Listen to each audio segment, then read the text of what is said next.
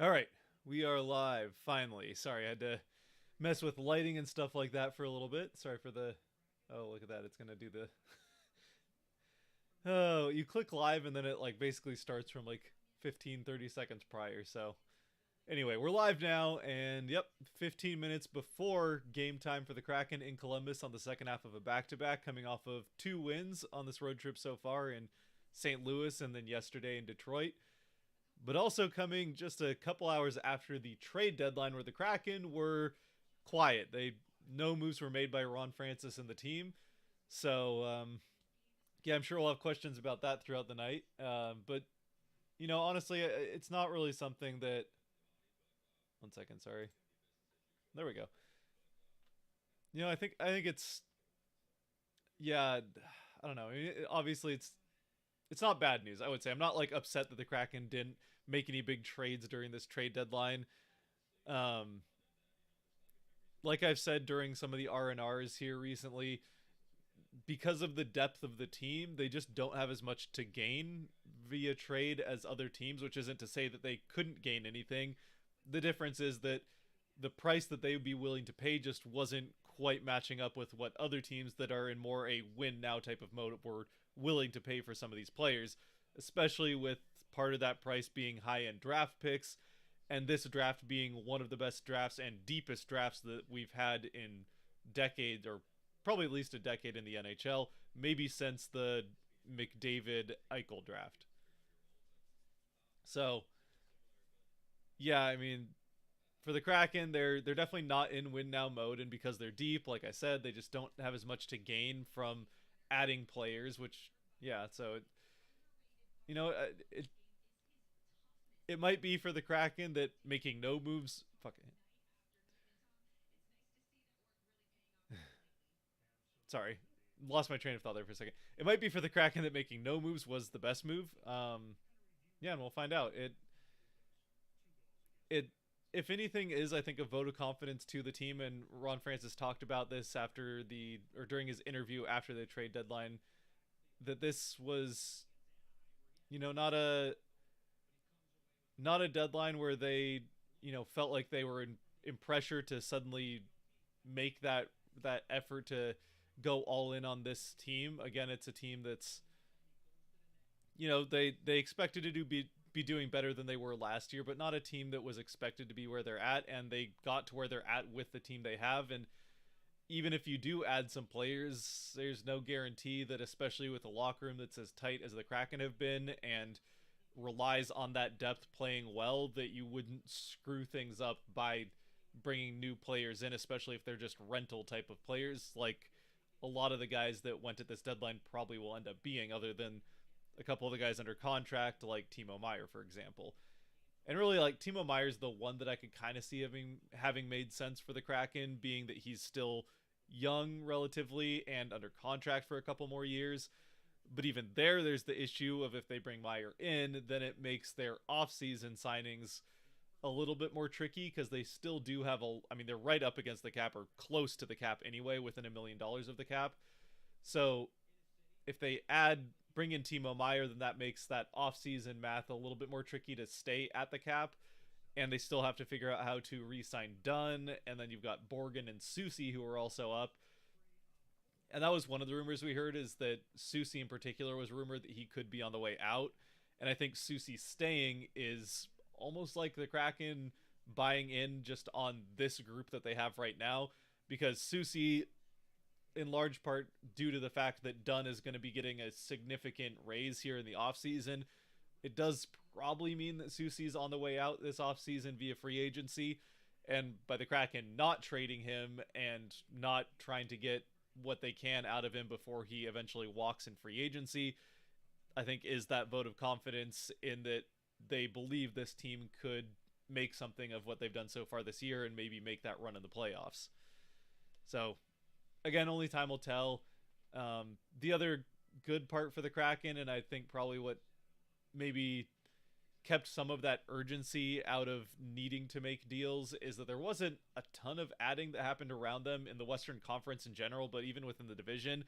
I mean, yes, Edmonton does make a couple of moves. That certainly getting Ekholm was a very good move for Edmonton. There was rumors about them getting Erik Karlsson, and honestly, as a Kraken fan who's a team again looking a little bit more towards the future than the present, even though the present looks pretty good, I was kind of hoping that Edmonton would go for Karlsson, going all in on this year, and then that might cause some issues with his contract in later years when the Kraken are improving on maybe what they are this year even. But getting Ekholm was definitely a good pickup for Edmonton. But other than that, I mean, Vegas made a couple. Obviously, Vegas ends up with Quick from LA. And, I mean, Quick has not had a very good season. Now going to Vegas, maybe that gives him a little bit more incentive to prove himself and prove that the LA made a mistake by letting him go. And then on the LA end of things, yeah, on paper they probably get better based on the season Quick was having by making that move and bringing in a replacement. But I mean, that was a locker room that won some cups, or a couple of guys at least, and that some of the leaders of that locker room won cups with Quick and were not too happy about him leaving. So we'll see how, or if at all, moving Quick maybe even negatively affects that team just by the locker room chemistry there. And ultimately, pretty much all of the big names that have been playing well this season that ended up moving at the deadline all went east. So the Kraken won't have to worry about facing any of that until, well, if they are facing any of that again this season, other than in one or two games here before the end of the season in the last 20, then it'll be in the Stanley Cup final. And at that point, I don't think you can argue too much with what the Kraken did or didn't do at the trade deadline. So, yeah, I mean, we'll see here. Getting closer and closer to game time now. About five minutes away from when puck is supposed to drop. Obviously, it always drops a few minutes after that, so probably still 10 minutes away from the start of the game. Even outside of the trade deadline, Oliver Bjorkstrand returning to Columbus tonight, and the Kraken looking to pick up another 2 points. Let's see if I don't know if there's any other games that have been going on today. I don't think so with the trade deadline. As far as yeah, not a ton of games. So starting at 6, which will be right around the end of this game, is Edmonton hosting the Jets, and then starting at 7 is Vegas hosting the Devils. So we won't know the outcomes of those games. Obviously, the two that Kraken fans would be most interested in, other than the Kraken game today. But yeah, and as far as adding to the team as well, they did make the one move. They picked up Magna, who's not really played with the team that much. Only the 2 games so far, and neither one went particularly well for the team, which wasn't really his fault, but there's that. And then, I mean, it wasn't a trade, but picking up Eeli Tolvanen was a huge add here for the Kraken partially through the season. Even if it was just a waiver claim, it has made I mean, again, he's got 10 goals and 8 assists or he's got like something like almost 20 points with the Kraken already. I suppose I could look that up here real quick, but I think it's 8 assists, right?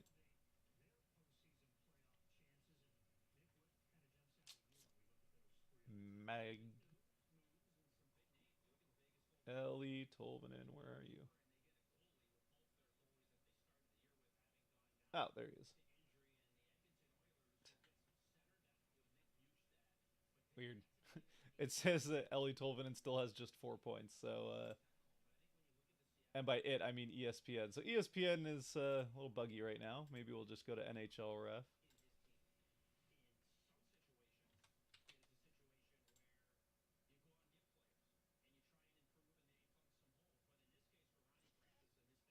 All right, there it is. So 7 assists. So it was 8 goals or 10 goals and 7 assists. No, 9 assists. I was wrong again. I was looking at anyway. He's got 10 goals and 9 assists with the Kraken, so 19 points already in the 27 games he's played with Seattle. So Tolvanen, even if it was a waiver claim, that was a big pickup for the Kraken. And yeah, they haven't been entirely quiet here, just not at the trade deadline. I guess it sends a message to the team. The management believes in them by not making any moves. Yeah, I mean, exactly. Just mentioned it's and that's something that they've talked about as the trade deadline was coming up and there was other trades being made across the league. There was questions post game and all that from players and Dave Haxtell of whether or not they'd like to see any moves be made as a vote of confidence to the team that buying at the trade deadline that they're buying into what the team has done this season, and they all pretty much said that they feel good that they've gotten to where they are with the team that they have in the locker room and weren't too concerned about whether or not any ads were made. Now, obviously, if you pick up a big name, they'll probably be excited about that, but this is a team, like I've mentioned already, that has been successful in large part because of its depth and changing lines here and there. So it's not like, this isn't a situation like some of the Torontos, Edmontons, even Boston to some extent, where you've got a pretty heavy top six that would like to have maybe a little bit more help in the bottom six or defense or wherever to get that extra push for the playoffs. Or, they're obviously going to make the playoffs, but get that extra push to have a better, deeper group come playoff time. For the Kraken, it's not that there couldn't have been improvements made. It's just that those improvements wouldn't have been as big, and the team's already done as well as they have depth scoring wise with the setup that they have. So it's not, doesn't seem as necessary maybe to go out and make those moves. Plus, for what it's worth, they'll be getting Burakovsky back here pretty soon after having some time off recovering from his injury, obviously. So it's not like he was just taking some time off. But sounds like Burakovsky was maybe back out on the ice, getting his legs back under him a little bit today, which still probably puts him like a week or two out. But Burakovsky will be back soon, and that'll certainly help the team as well. Hey, hope you're good. Let's go Kraken from the UK. Awesome. Welcome in. Welcome in from the UK. Probably, I think you're like 8 hours. I think the UK's 8 hours ahead of us here. So pretty late in the UK then. Right around midnight, I would imagine. Maybe I'm wrong about that, but welcome in. It feels like the Kraken are a team that should be satisfied with making the playoffs and building on the future. No need to mortgage the future for a deep run this year. Yeah, I mean, that's, they're not going to say that they're content with just making the playoffs and not making a deep run, but I think that's, pretty accurate, is that and Francis said as much, that they are at a spot right now, especially with how good this draft class looks to be from, not just the Kraken scouts, but scouts across the league for a couple of years now have really pointed to how good and deep this draft class coming up is, that you don't want to be, like I just said, the Kraken aren't all in on this season and don't really have a reason to be all in on this season like some other teams that were buying pretty heavily, especially in the East at this deadline. So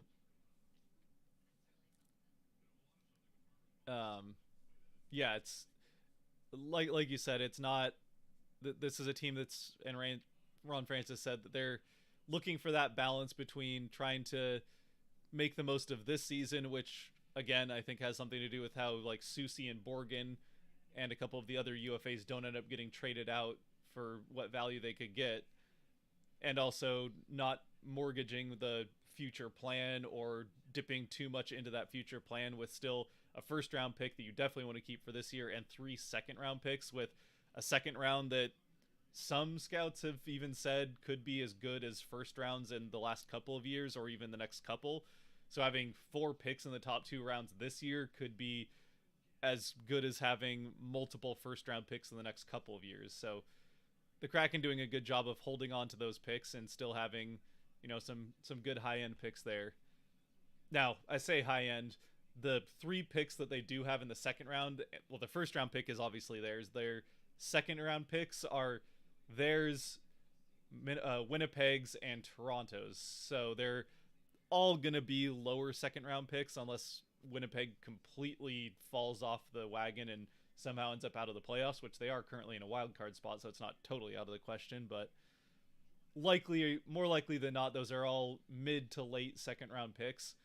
But even still, this is a good enough and deep enough draft where having 4 picks in the top 2 rounds is going to be a big deal for the Kraken, and good to see them not get rid of any of those, especially for a rental player that's just going to be here for a playoff run that realistically, unless they just catch fire and some magic happens, probably isn't their year anyway. at least in the playoffs anyway. Making the playoffs, I think that they're still set up well to do that. Who wins the West this year?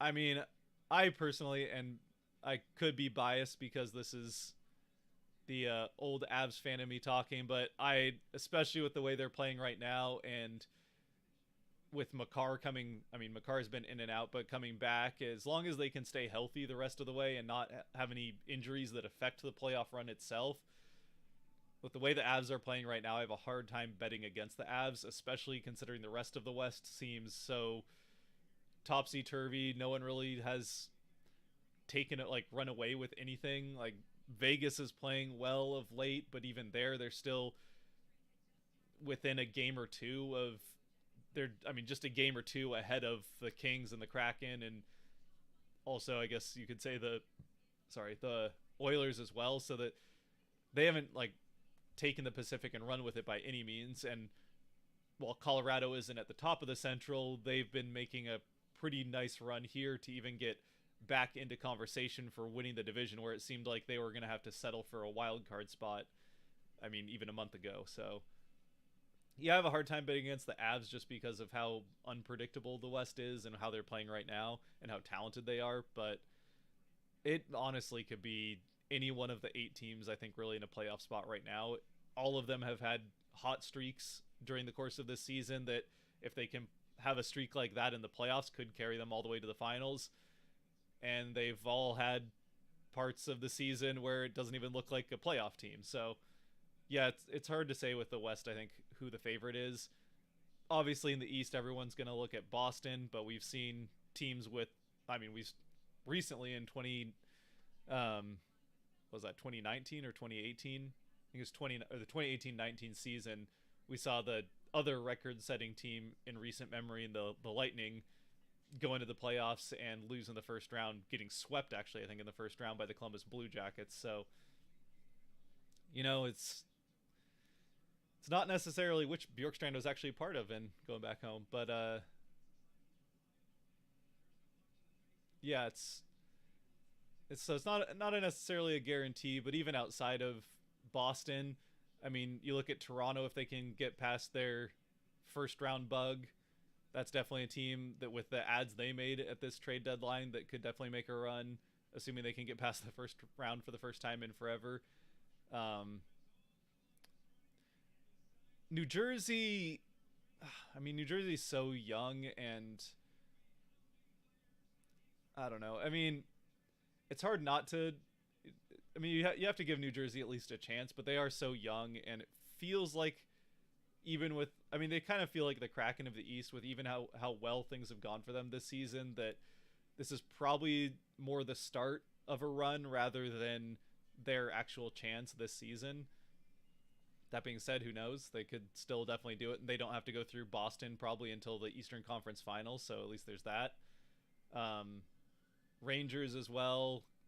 Carolina, I would not want to bet against Carolina either, so it'll be an interesting one for sure.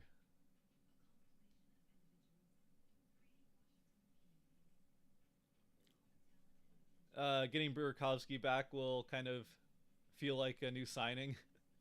Yeah, it'll definitely be helping the top end of the forward group for the Kraken.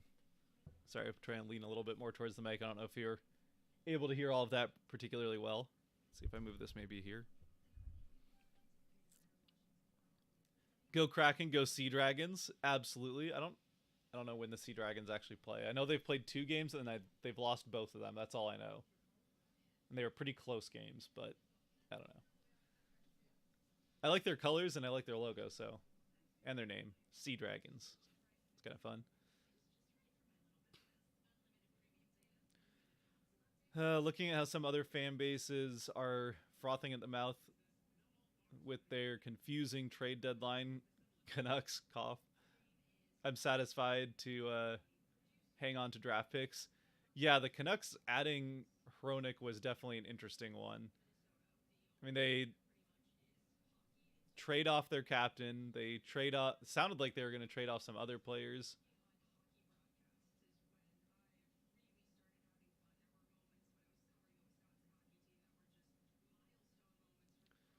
But yeah, it's um yeah, I don't know. It's definitely I think a good a good deadline for the Kraken to have just decided to kind of stand pat with what the team is doing and all that. So, go Avs go. That's my team. My only worry is we lose in the final. I like being the only team in the NHL that's undefeated in the final. Oh, I could say yeah, because they've won the two finals and never lost in one. But you know what? Going to back finals would be pretty cool as well. So yeah, these playoffs are going to be pretty interesting. Obviously, like the East looks loaded, and it's going to yeah. I think everyone going in. If you did a, I mean, everyone talks about wanting to do a 1 through 8 setup in the playoffs on each side. If you did like a 1 through 16, I think everyone would pretty much bet on the two teams in the finals being Eastern Conference teams. But one team has to come from the West, one team has to come from the East, and once you're there, it's one series and anything can happen. So it'll definitely be interesting to see which one of those teams that have had incredible seasons in the East ends up making it, and which team from this incredibly unpredictable West ends up making it to the final. It'll be fun playoffs. I think everybody at this point kind of wants to somehow see Vegas and LA. Oh, puck just dropped, so the game has gotten started here against Columbus. I think everyone at this point, especially with what happened with Quick, now wants to see Vegas and LA play in the playoffs at some point, which hopefully, as a Kraken fan, I would say hopefully happens in the first round. Because if that happens in the second round, it probably means the Kraken are not there, which we don't want. Ooh, Alexiak with a steal in the neutral zone. He'll get into the offensive end and then dump it in. Schwartz down there with Burakovsky, but Blue Jackets have it back out.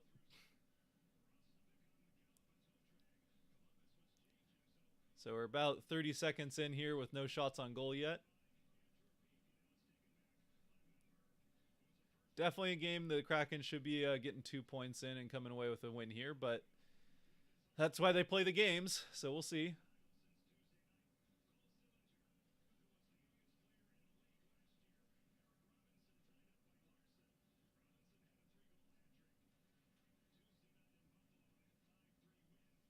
Yeah, and the Blue Jackets have been playing pretty well of late, even though this is not a very good team.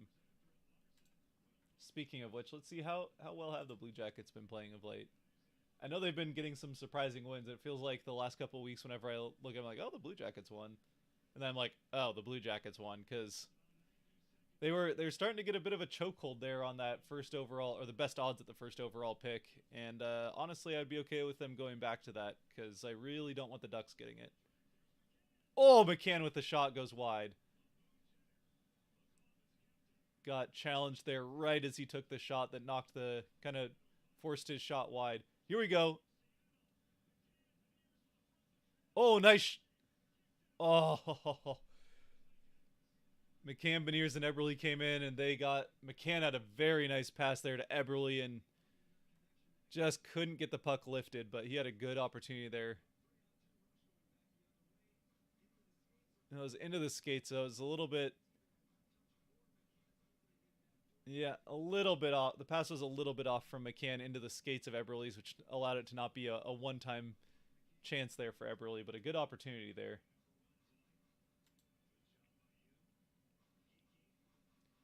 So let's see. The Blue Jackets, they beat the Sabres, they beat the Oilers. So they've won 4 of their last 7. Not they've won 5 of their last. Yeah, they won 5 of their last 9. So they beat Toronto, Winnipeg, Dallas, Edmonton, and Buffalo, who all 5 of those teams could end up in the playoffs. 4 of them definitely look like they will. Oh.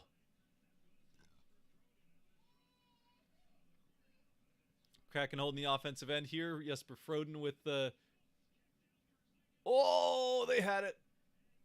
Oh, they had Merzlikins down and out. Now, Froden, who actually got waived today, is back out on the ice for the Kraken. Just kind of a weird weird happenstance because of how the AHL playoff system works. They had to have anybody that wants to be eligible for AHL playoffs has to be on the AHL roster at the NHL trade deadline, which is kind of a weird thing. But basically, it meant that the Kraken, before the deadline, waived Froden so that he would go down to the AHL.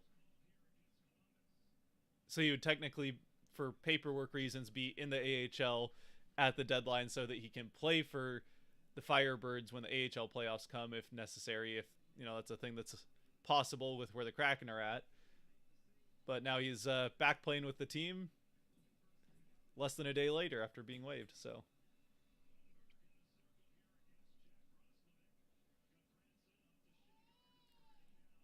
Kraken, the first two shots on goal were 3 minutes in, and Columbus is still looking for their first shot as they get the puck through the neutral zone and might get it here. Nope, broken up, at least at first anyway. And turned over in the Kraken defensive end, so Kraken will get it back out, and it's chipped out of play, so we'll get a face-off right out in front of the Kraken bench.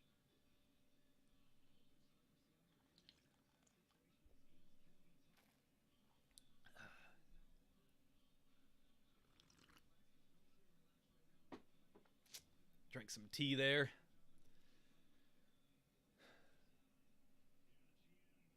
Try and keep the voice going all game long. Kraken lose the face-off, dumped back into their end. Who's going to get to it first? Don't know if that shot ended up on goal, if it got blocked in front, or if Grubauer made the save, but it did not end up in the net, which is all that matters in the end, right? They've not credited Columbus with a shot yet. Oh!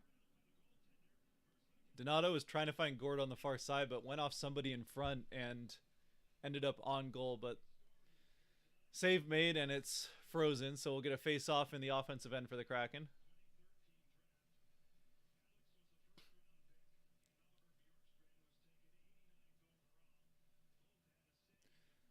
Wemberg and Bjorkstrand both drafted by the Blue Jackets. They actually played together there for a few years. So both of them back there playing their former team. Obviously, Bjorkstrand having played there as recently as last year. His first return there.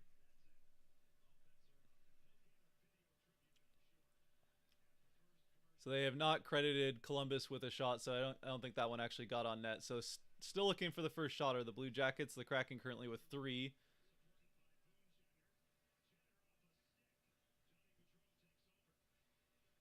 Kraken having trouble kind of getting set up in the offensive end, but maybe they are here. Maybe they're able to here. Nope. Once again, turned over. And they'll go off for a change, so that'll give the Blue Jackets a chance here to regroup.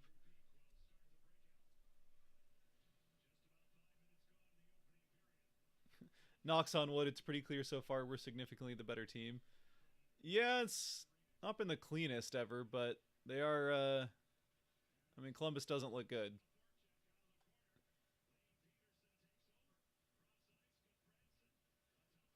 There's a shot on goal for Columbus. Easy save, but that's the first shot at right about 5 minutes into the game.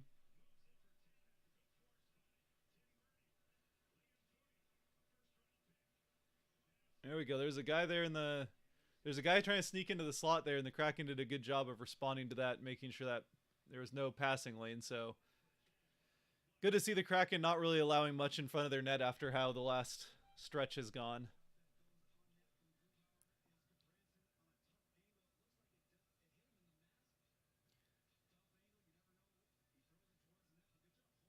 Nope, there's Gudbranson has had a tough season for for Columbus, and he's also a large part of the reason that the Kraken have Bjorkstrand. So happy with that as a Kraken fan.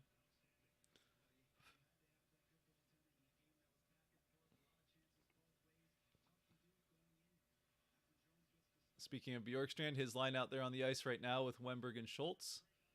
Sorry. Kraken still trying to get control of it in the offensive end. They do get control of it, but it's in the neutral zone. Lexiak goes off to the other side from Wemberg. Now Borgen looking around. Borgen off of a skate, circles back into the defensive end. Kraken a little sloppy in transition so far. And also kind of sloppy in the offensive end, but they've been able to lock down the defensive end pretty well, which was the part that we were looking for them to improve on the last few games.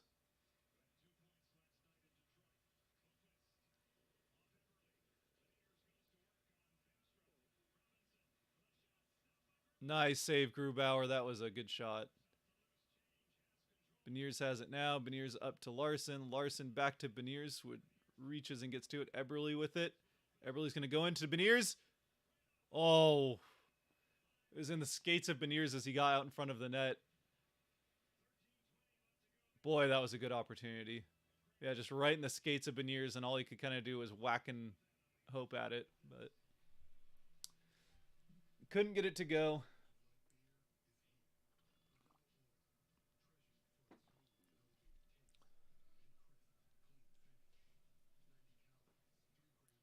If you could, what team would you contract contract out of the league? I mean, I wouldn't want to go down to 31 teams. You'd want to be at 32. But if there was one team to get rid of, I'm thinking Columbus, Arizona, or Florida. Well, yeah, I mean, from a standpoint of which teams are Florida and Arizona are certainly the ones that are kind of having the toughest go as far as getting traction where they're at. Florida's always had that issue, even with having been good the last 2 seasons, or actually really 3 seasons. And I'm saying they're good. They're kind of mediocre this year. But having that great season last year, winning the President's Trophy, and then obviously they only get the 1 round in the playoffs, but at least getting into the second round of the playoffs, and they're still kind of having trouble generating a staying fan base. So you would probably say Florida, just from like what would make the most sense would be Florida. Ownership wise, Arizona would probably be the answer, because Arizona is just a hot mess as far as ownership is concerned. As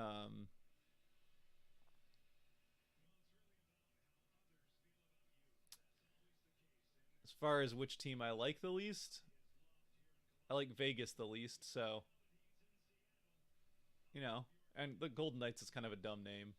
I've always thought that Golden Knights was a dumb name, so get another crack at a team coming up with a better name wouldn't be bad.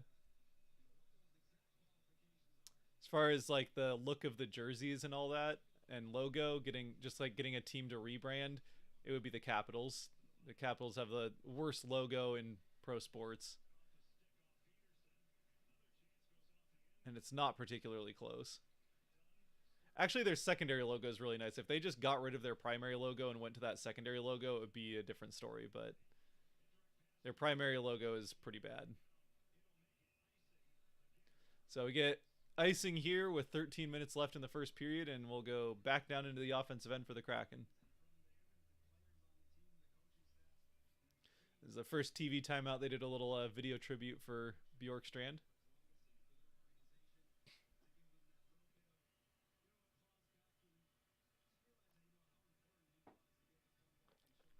Places that don't have winter. Well, there are a lot of places that don't have winter that are in the NHL, so I don't know. Like, I mean, let's be honest, the way things are going in a couple decades, the places that don't have winter could pretty much knock out all the US teams. But that's maybe a little too depressing for right now.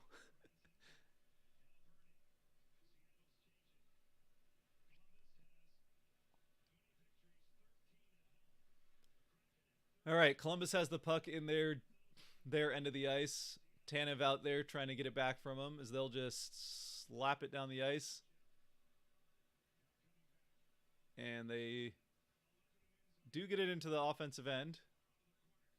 Kind of a chip and charge, but the Kraken, oh boy, that was sloppy, but they Don't allow any chances out from in front of the net. Geeky's got it. Oh, Geeky tried to pass it out to Froden, but it was deflected before it gets to him. Geeky with another. Oh, that was a nice pass, but just missed by Froden. Sprong is out again.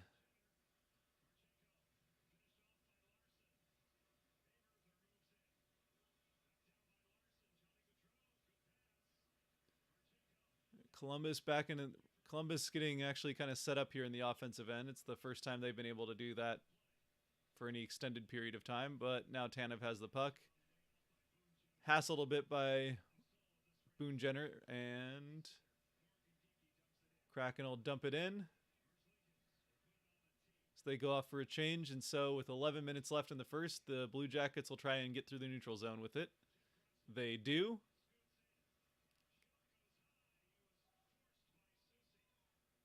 Maybe Susie gave him maybe a little bit too much space there to take that shot with it being 2-on-2, but turnover by both teams. Columbus had a bit of a rush chance. They turned it over, and then the Kraken turned it right back over again. Line puts it wide of the net. Kraken need to get it out of their end, and they will do that with Bjorkstrand getting it into the Columbus end now. So not maybe the hot start we were looking for the Kraken, but that's all right. Shot from Borgen up in the air. Bjorkstrand keeps it in. Gord will push it around behind the net.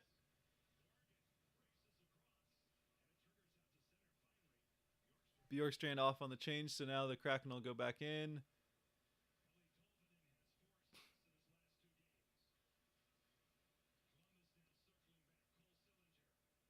Columbus still with the puck in their defensive end. So they're trying to get it through the neutral zone. Cleared in on net. Grubauer pushes that aside, no problem. Here we go. The Kraken in the defensive end. Here we go. 3-on-2. Turns into a 3-on-3. Gord will have a shot here. Blocked in front.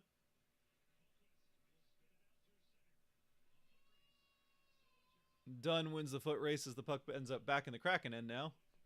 This is, I think sloppy is the word for this game, kind of on both ends. At least the Kraken playing decently in their defensive end, which is, that's good at least. There we go. Dunn with a shot. Wasn't a especially dangerous one. The save is made, but gets a shot from in tight. Donato with, Dunn had a good look.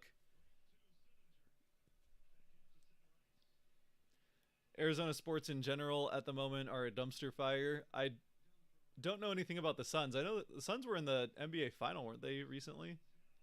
But yeah, the Diamondbacks have been a mess for a while. The Cardinals, I feel like even when the Cardinals were good, they were kind of a mess, but anyway. Yeah, the Cardinals are definitely a mess, and the Coyotes, I will say this for the Coyotes, they've got a lot of draft picks here coming up over the next few years, so they're, I mean, it is a team that seems like it's always perpetually rebuilding, but they have really collected a king's ransom in draft picks.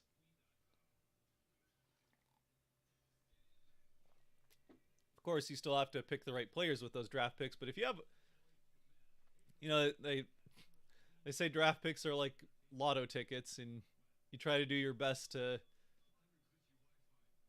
pick the players you think are going to be good, but if, in the end, you know, there can be a guy that looks like a sure thing and doesn't turn out that way, and someone that doesn't look like anything, and then they do turn out. So if you have that many draft picks, they're probably going to hit on at least a couple of them, you'd imagine.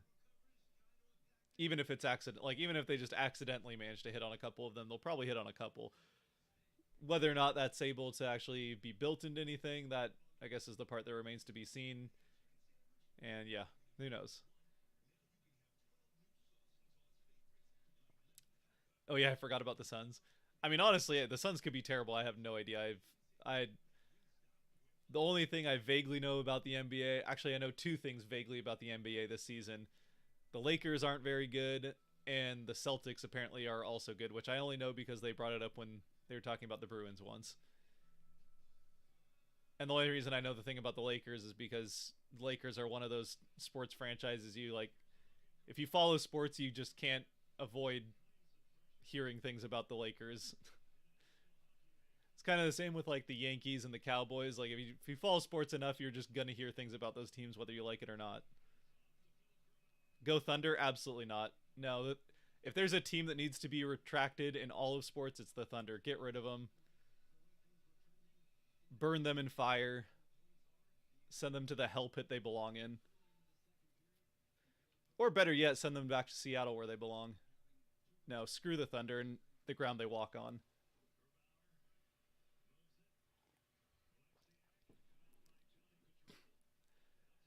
I wish eternal mediocrity on the Thunder. That way they can never get excited about drafts or playoffs.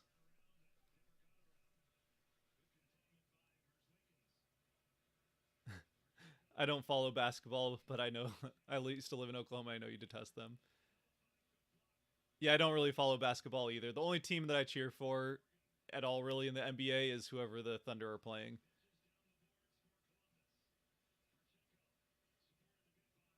If there's like a I mean I don't like the Lakers just on principle because they're that I don't as a Seattle fan, which is all like kind of always had a small market feel, you kind of have some disdain for the teams that just get media attention for existing, like the Lakers or I mean most of the big LA teams or nope, penalty against the Kraken here. Most of the like the whatever the most popular team in any given sport in LA or New York is, and then obviously like the Cowboys and Maple Leafs. Although I don't really dislike the Maple Leafs for whatever reason, but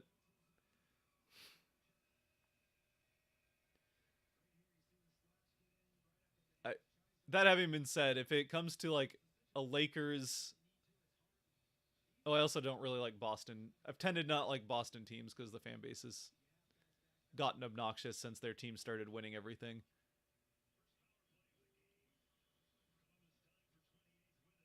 All right, Columbus on the power play here. They do win the face-off. Nice save by Grubauer. That was a good tip right out in front of the net.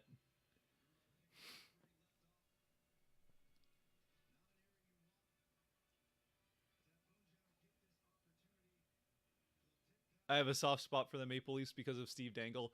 That might be part of it. Like I know he because he's a passionate fan of probably the most hated team and also the most loved, but being the most loved and often comes with being the most hated. Kraken are killing a lot of time here by just passing the puck around.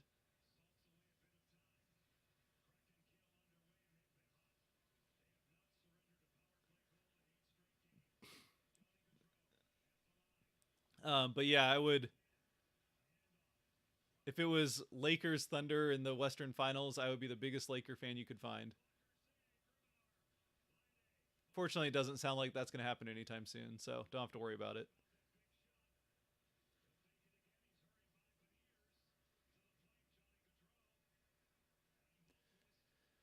All right, about a minute left in the power play. Columbus holding the offensive end on the power play. I mean, they do have Johnny Gaudreau and Line, so they at least have a couple of top end players, and that you would think that they would be able to, with a couple of top end players, be able to score here and there on the power play. But I don't know. Whoa, that was a dangerous look. Grubauer made the save though. 17 seconds left. 15 seconds left. What a stop, Grubauer. Get that out. Yes. All right, they'll kill it off. Oh,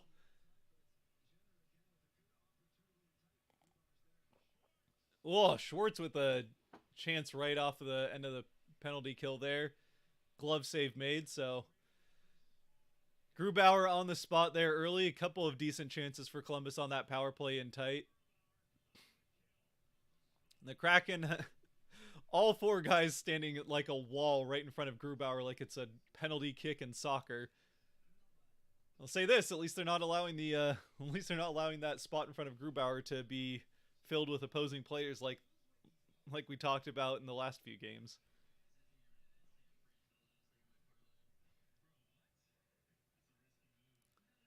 Last stream you talked about teams you hate. Were the Blazers ever one of those teams? No, I was never like I didn't grow up into basketball at all.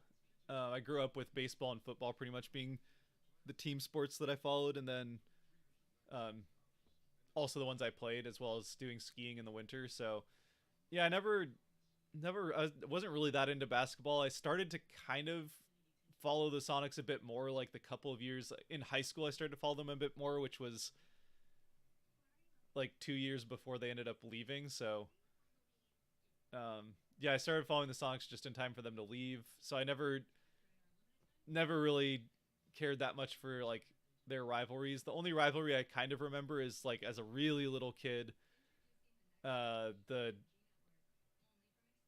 I remember not liking the Bulls because the Bulls played the Sonics in the title for the NBA championship one year, and I remember the Bulls being that team that was always winning because of Michael Jordan, and not liking them because they were the evil empire at the time. But no, I don't really remember having any kind of feelings one way or the other about the Blazers. I don't like their colors. Red and black has always been my least favorite color scheme, so that is one thing that like sometimes I'll just like a team because I like their colors, and I don't like the Blazers colors, but I just yeah, I don't know. I've never really felt one way or the other about them.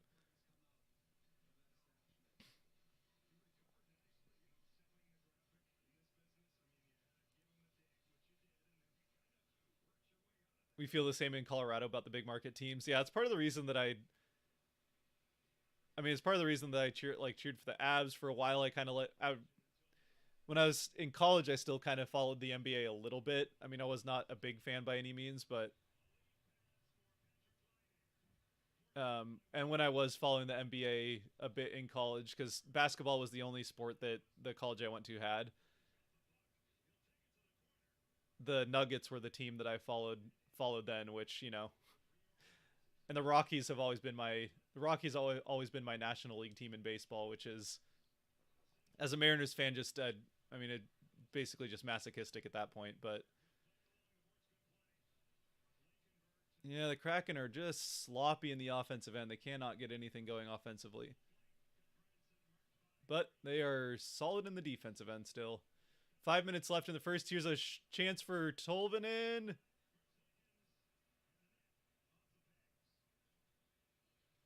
Tolvanen is run into Merzlikins, but nothing comes out of it. Net knocked off the pegs, so we'll get a face off in the offensive end.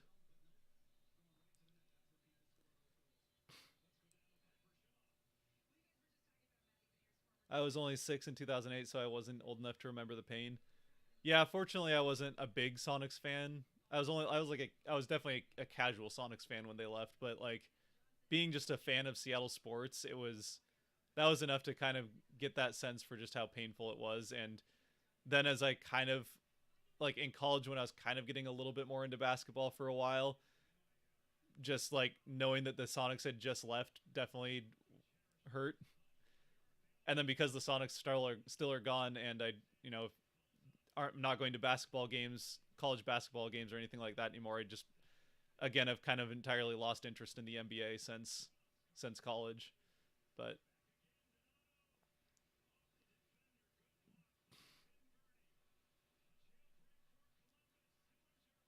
break in for Columbus. Nice stop by Grubauer. Another stop by Grubauer.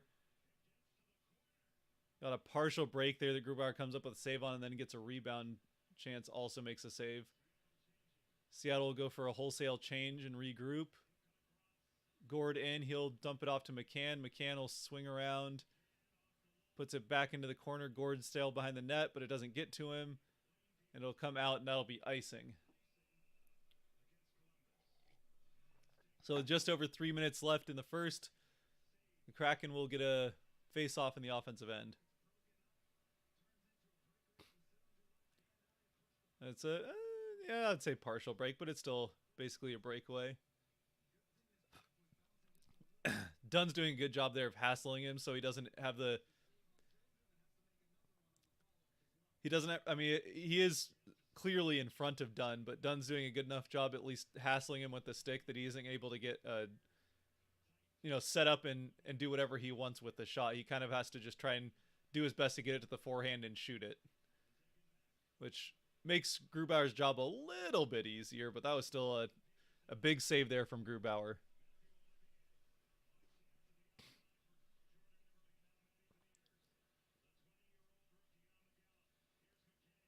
Beniers a nice pass to McCann, who will circle around behind the net. Still circling. He'll find Susie. Susie shot. Rebounds out and is picked up by Columbus. And chipped clean out, I think. The Kraken are going to get a power play on a delay of game here.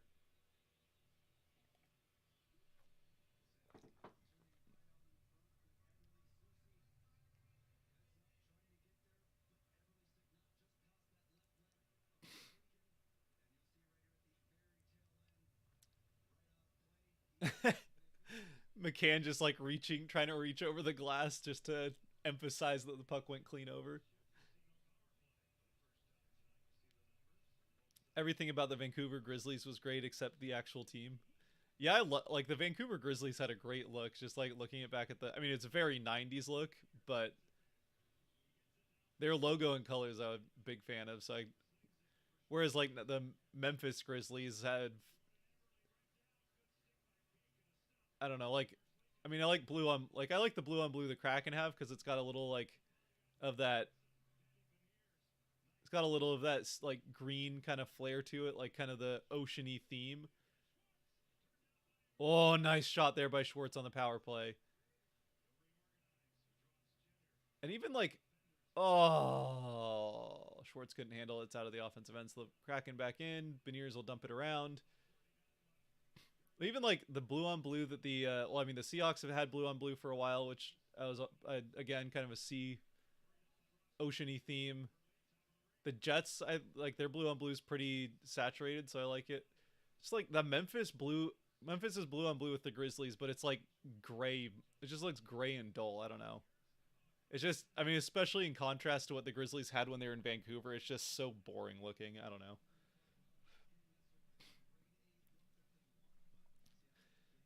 Utah Jazz might have the worst unis in sports. I haven't seen them, but aren't they like green, blue, and yellow? I don't know. Again, black and red is my least favorite. So that black and red because I just don't like it, and blue and red because like feels like half of the teams in sports have it are two color combinations that I just don't really like. So honestly, I think the Washington Capitals might have the worst unis in sports. At least like the 4 major leagues anyway in North America.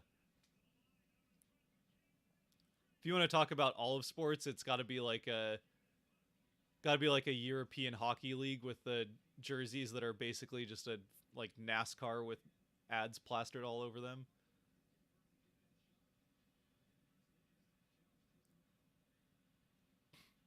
Oh, Grubauer with the save.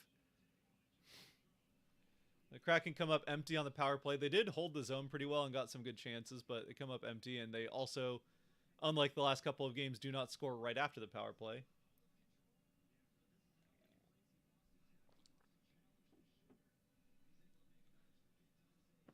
Jazz are black and pea yellow. Oh, so definitely changed the colors since the last time I paid any attention.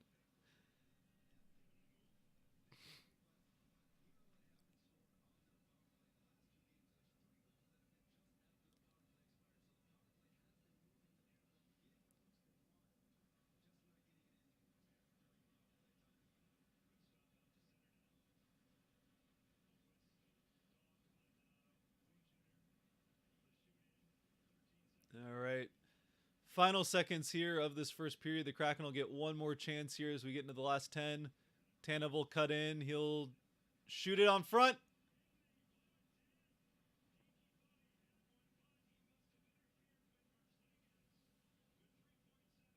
Geeky put it in, but they're waving it off for goaltender interference. Oh my.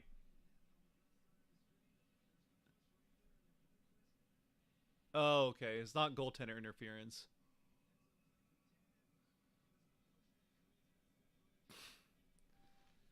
So Geeky is going to get the penalty for just interference because he cross-checked Boquist into the net. So it'd be a power play for the Blue Jackets, which fortunately will basically start at center ice after this face-off. So they'll get basically a full power play at the start of the second period with the score 0-0. As Geeky did score at the end of the first, well, put the puck in the net, but right before putting the puck in the net, Geeky also put Boquist into the net. So that gets him an interference call, no goal, and the Kraken will be on the kill for basically 2 minutes to start out the second period.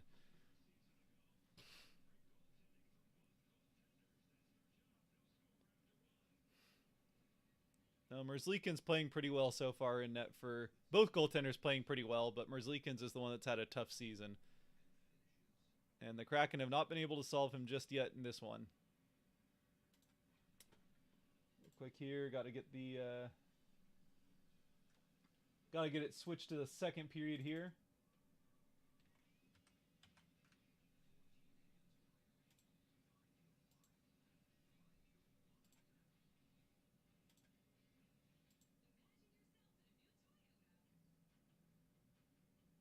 Where is it? There it is.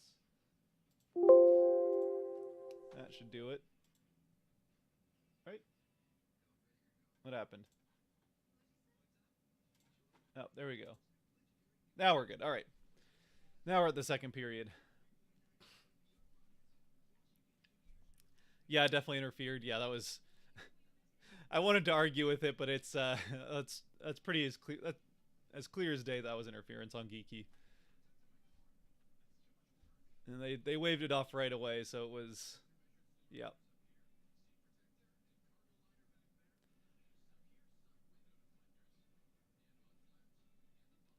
What attracted you to all this Denver or to all the Denver teams if you presumably live in Seattle?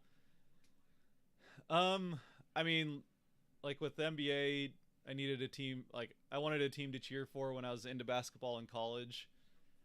Um, Obviously without one in Seattle, and then baseball, the Mariners were so depressing that I wanted someone to cheer for in the NL, and the Rockies had a couple of good seasons there at the same time. So there's that.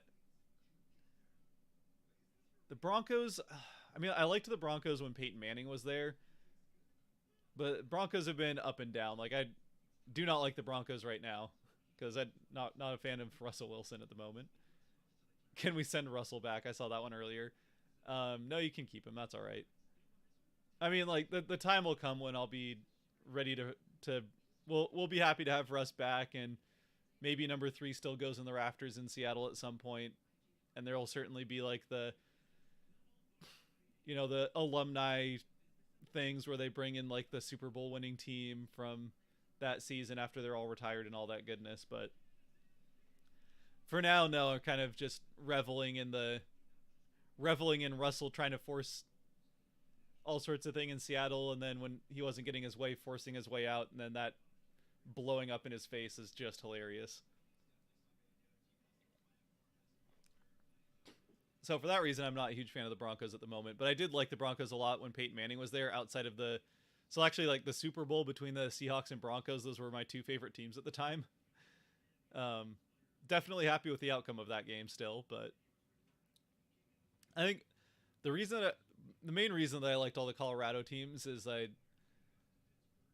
just Colorado in general is like, again, kind of the mountains and skiing and that kind of stuff is, outside of watching sports and playing team sports as a kid, that has always been, the other way I like to get out and do things is getting out to the mountains, whether that's like hiking, mountain biking, skiing, what have you. And I've never really been tempted to move away from the Seattle area, or I guess Western Washington, but I always kind of had this feeling like if I was gonna live somewhere else, then and it wasn't gonna be like somewhere close like Oregon or something like that, the next best place would probably be Colorado with the mountains there, and it's a city that's got 4 sports teams, so like sports teams in all 4 of the big leagues, so that would be fun to be able to follow and all that. So that was kind of it, honestly. It was just, and as well as that, I liked the the Avalanche have an awesome name and logo, and they're like I love the Avalanche branding, so there's that. The Broncos, I like the brand, like the I mean, it's a horse, like it's not that exciting, but their logo is pretty well done, and I liked their jerseys, um, as well as being in Denver. But Rockies are like purple and black, which is at least unique, if nothing else, which I like that about them. Um, and again, like I like their branding as far as like it's a team named after a mountain range, which I'm all about.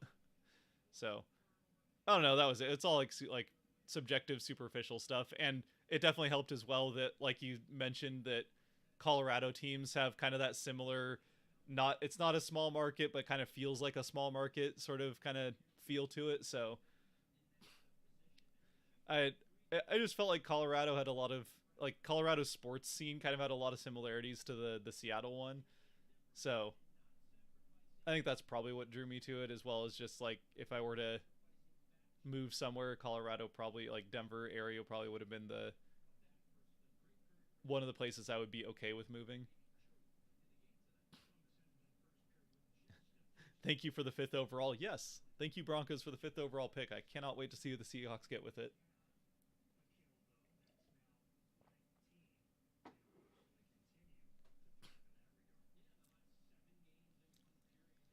It's funny that you say that because as someone who's lived most of their life in Denver, Seattle has always seemed so much more glamorous. Yeah, I don't. I guess I've never felt like I've heard that. Like I've heard other people say that. Like I mean, like John Boyce says that in the Mariners thing, that like Seattle always seemed like the futuristic, glamorous like city out in the corner of the country. I just like I've never had that, and not that like I don't know. I've never. I like Seattle a lot. I've just never had that feeling about it, which is probably like I feel like that's the kind of thing where it's like you're never gonna have that feeling about the place you're from, probably because it's just like you're so used to where you live that it's not as novel and unique as other places. And I will say I don't necessarily think of Denver as particularly novel or glamorous or anything like that. I like the outdoorsy aspect of the stuff around Denver. So like what I just like the I guess I like where Denver is more so than maybe the city itself.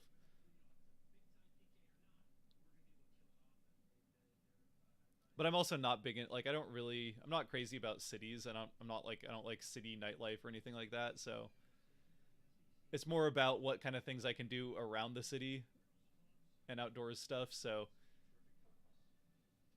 yeah, it doesn't really bother me that Denver as a city isn't all that glamorous.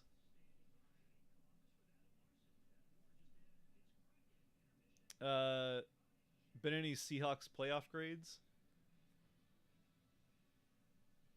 What did I miss? Did I miss something?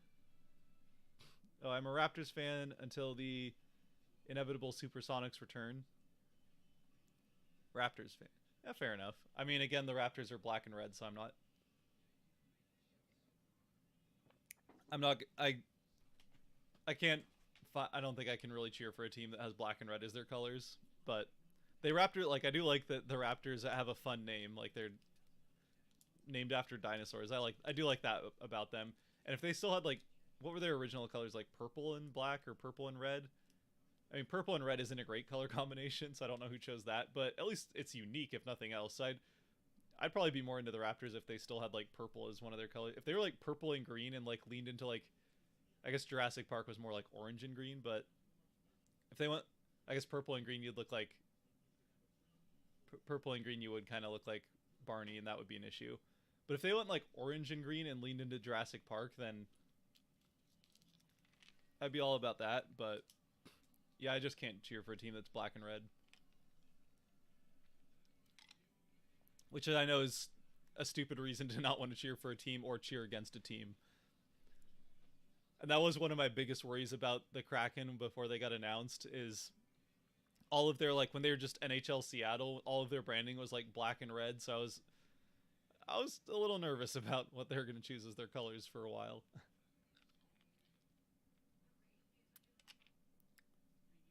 Let's see. I don't like the Broncos right now because of Sean Payton. Yeah, I know there's a lot of people who don't like Sean Payton. Unfortunately, I think Sean Payton can actually bring some success to the Broncos next year. But at least next year, if the Broncos are good, then it doesn't affect a first round pick for the Seahawks. So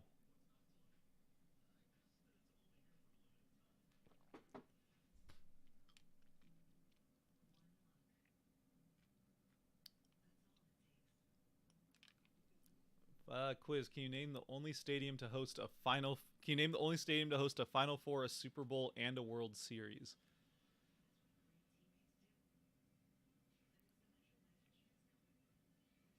It feels like it would be Miami,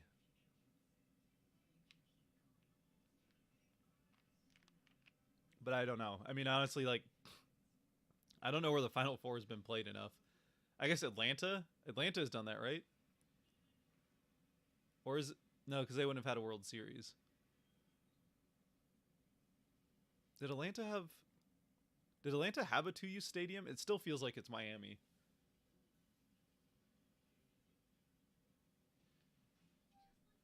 Miami is outdoors. I don't know. Like I said, I don't really follow. I guess that makes sense. They wouldn't want to do basketball outdoors, but Miami doesn't like rain that much, so you could do it, right? You could just put a tent over it or something.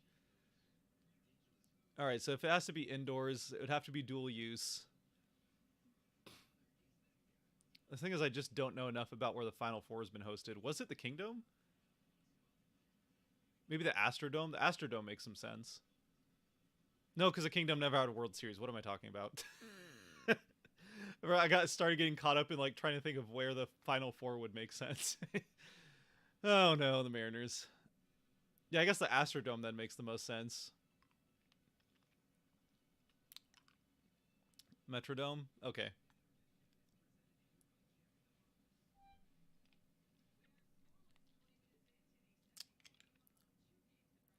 Yeah, I don't follow like I like March Madness. March Madness is fun, but I don't follow. I mean, I barely follow college football, and I actually like watching football. So I pay vague attention to March Madness just for like the brackets are fun to put together, but like I definitely don't pay attention to where it's being hosted.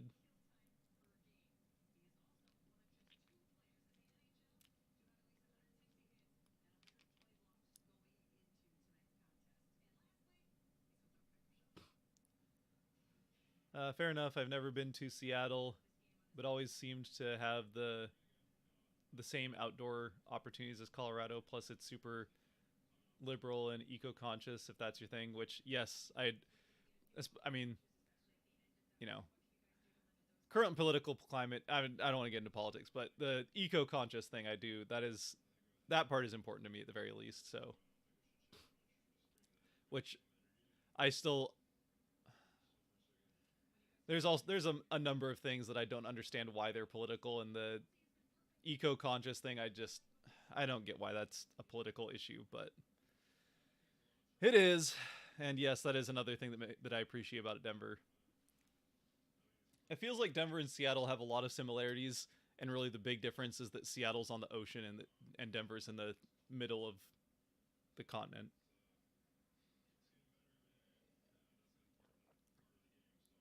Also, Denver's a lot hotter in the summer, which I will say I prefer that part about Seattle, that it tends to be a little bit more temperate in the summers. How's it going? It's going all right. The Kraken are currently deadlocked in a scoreless tie with the Columbus Blue Jackets, so hopefully that changes for the better here in the second period, but probably not in the first 2 minutes anyways. The Blue Jackets will start the second period on the power play. But it's going pretty good otherwise. I've still got like a little bit of a leftover sore throat from a cold, but it's kind of more like I don't feel like I have a cold. There's just like this little irritation in my throat, which is why I keep the more I talk, the more it kind of is like this little tickle in the back of my throat that just kind of is bothering me, and I put a cough drop in to try and solve that, and I've been drinking some tea to try and solve that as well. But I have now run out of tea, so that's no longer an option. But that's all right. That was the last bit of it right there. Maybe I have a couple drops left. Okay, now it's officially all gone. But yeah, other than the Kraken not getting off to quite the hot start that we've seen them do lately. In fact, I think they've scored in the first. They've scored first and in the first period of all 4 games since they got shut out in San Jose. So this is the first game since that big letdown in San Jose that they haven't scored in the first period, which hopefully isn't a sign that we're going to have a game like what happened in San Jose. I mean, at the very least, they didn't get scored on in the first period, which did happen in San Jose.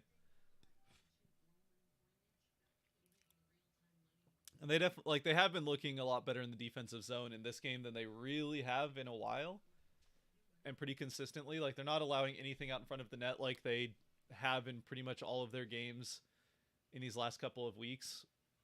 So maybe the focus was just more on locking down the defensive zone and going from there, which would kind of make sense. I mean, they've locked down the defensive zone pretty well, and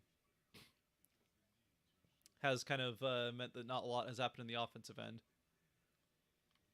I mean, they just look sloppy in the offensive end. They've been able to get there all right, but they haven't really been able to get set up in the offensive end and create more than just like a couple of opportunistic opportunities and rush chances. But they haven't really been able to set up in the offensive end and create anything with that.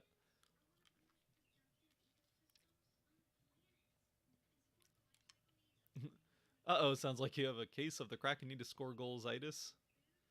Better get that checked out. I mean, it's kind of been their thing all year long, is outscoring any problems that they've had otherwise.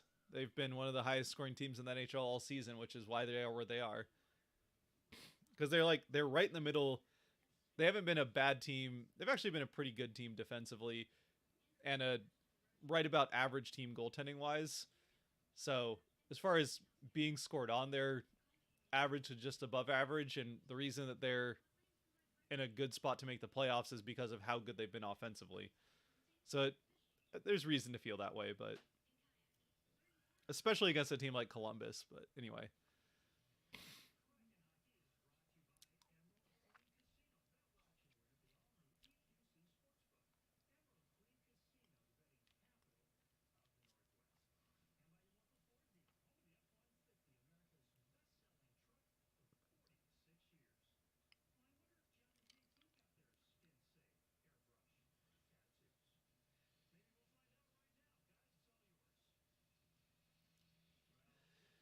Alrighty. Well,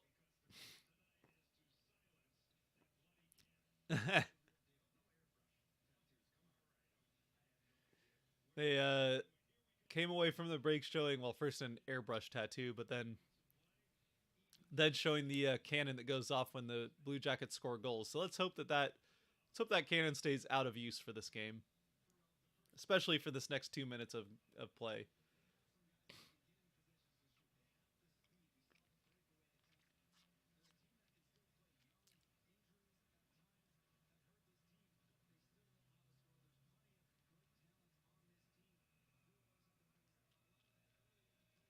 All right, here we go. We're getting ready to start the second period with the Kraken down a man for the next minute and 57 seconds with Geeky in the box after he looked like he scored in the final 4 seconds, but it came after a pretty obvious interference where he, before shoving the puck in the net, shoved one of the Columbus players in the net. So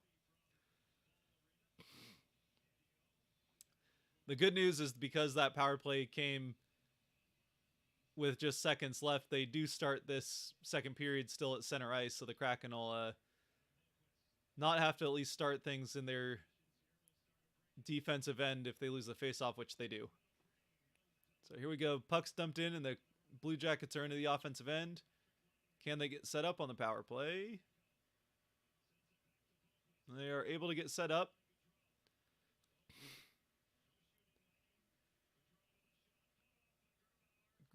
Grubauer with a save there off Goudreau. Wemberg's out with the puck. And he'll just dump it into the corner. Couldn't make a decision to pull the trigger and take a shot, so either way, it kills off some time, which is ultimately the goal on the penalty kill. Which, for any frustrations people have with Wemberg in the offensive end, he has been very good for the Kraken in the defensive end and on the penalty kill this season.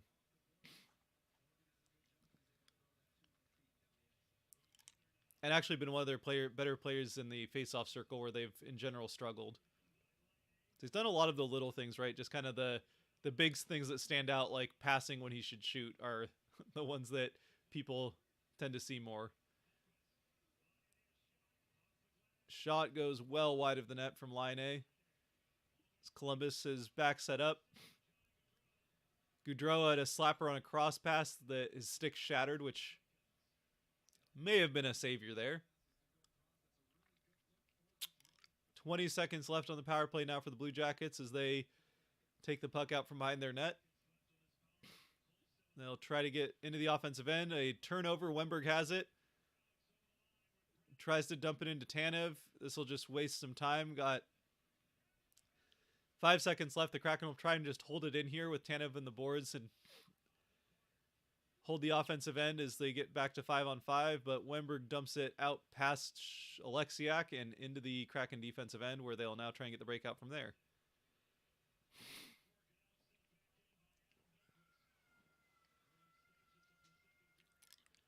All right, Kraken with the puck behind their net. Big stretch pass from Larson all the way across to Eberle, now behind the Columbus net. And Eberle is taken down. That'll put the Kraken on the power play. And yep, there we go. Call is made right away. That was just a dumb play by whoever 75 is.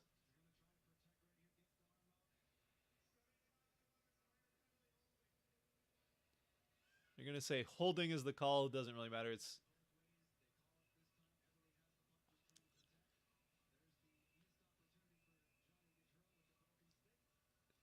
Tim Burney is the guy that gets in the box for the Blue Jackets. So the Kraken on the power play. Tolvanen. Oh, redirected high. He had Wemberg in front of the net. It's Tolvanen, though. You kind of just want him to shoot it. One-timer. Oh, that was blocked. That's going to hurt Gabranson. Oh, yeah, he's limping.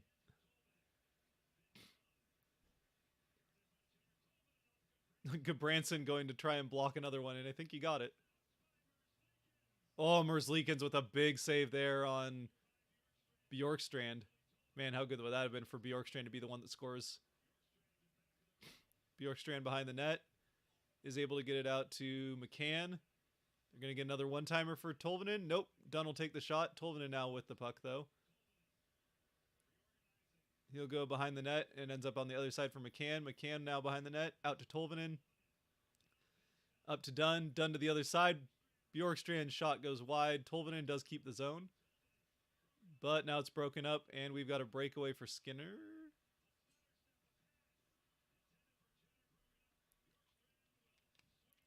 Bjorkstrand with McCann. Drops it for McCann. McCann's going to try to dump it out, and we have the same thing all over again.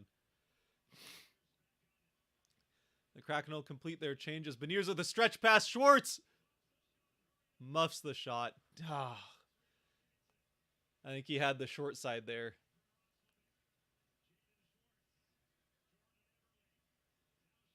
What a pass from Beniers, though, to see that. No look pass. Oh, blocked shot on the Eberle shot. Near to the other side. Gord up to the top.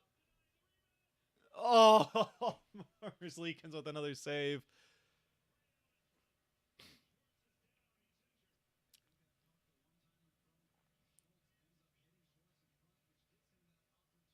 And we're back to full strength as Schwartz is hobbled a bit coming to the bench. So the Kraken a couple of good chances, but Merzlikins and Gudbranson actually pretty good kill between the two of them.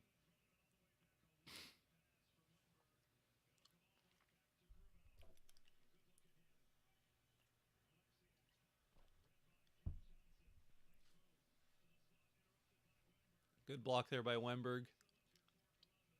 They did have Kent Johnson wide open in the slot.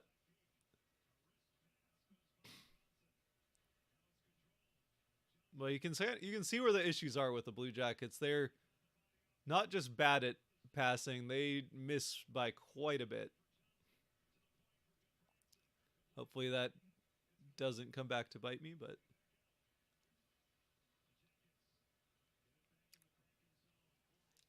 all right. Borgett has the puck behind the Kraken net as the Kraken will get a change and regroup. Stretch pass. Froden holds the zone. Geeky puck gets past Geeky, but pinching in is that Susie? Oh, nice pass from Geeky and a good shot from Froden, but another save from Merzlikins. And Merzlikins has really been playing well in this one. Figures he's like had one of the worst seasons of any goaltender in the NHL, and he's stopped the first 16 shots of the Kraken, and a few pretty good ones among them. It goes to figure that he's going to have a good game against Seattle.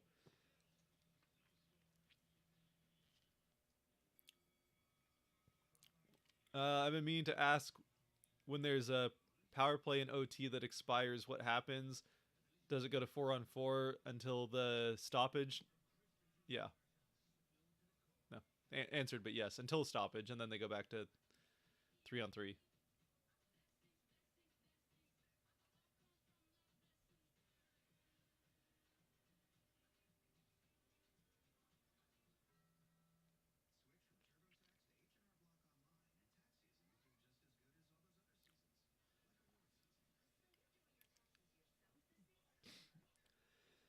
All right, so it's been a pretty good start here to the first period, actually, for the Kraken. They had a pretty good kill, thanks to a good save by Grubauer and then a broken stick from Johnny Gaudreau, but able to kill it off, and then a power play where they got some good chances, and they've actually gotten into the offensive end pretty well a couple of times.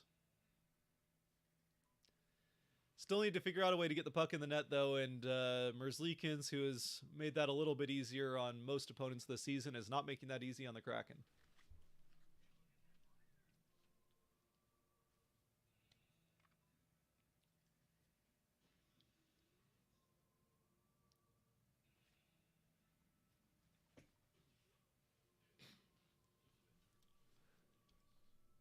See if I can, like...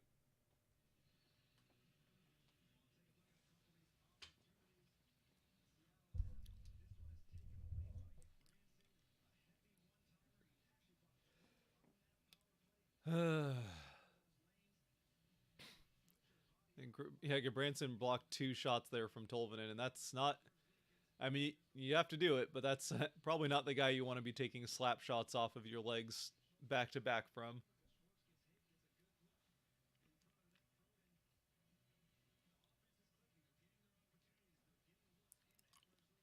All right, face off in the offensive end, won by the Blue Jackets. They don't get it out, though. Donato. And we'll get another stoppage. Another face off in the offensive end. Donato wanted that. I think Donato wanted that one. He was... See if we get a replay or not. I don't know if Donato missed the shot or he just is bummed that it didn't go in. I don't really know. Oh, Gord get kicked out, so we'll get Donato face off, and he loses it.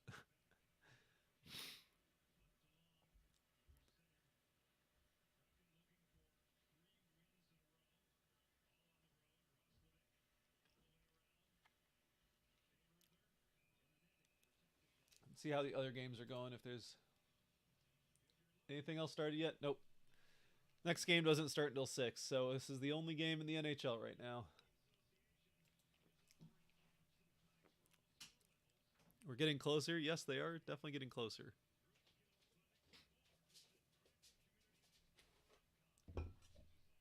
Thank you. I've received a tea delivery. A gracious tea delivery.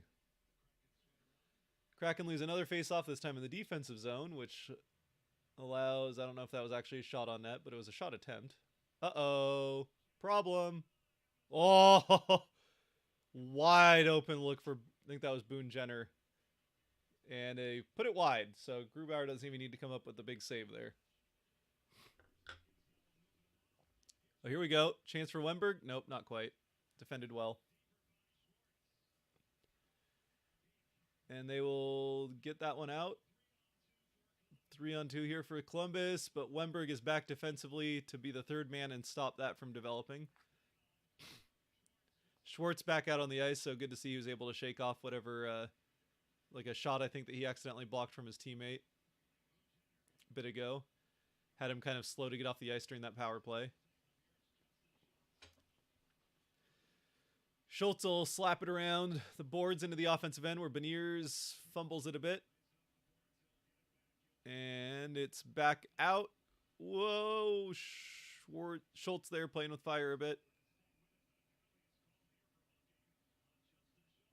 And now Schultz is going to go to the box for hooking.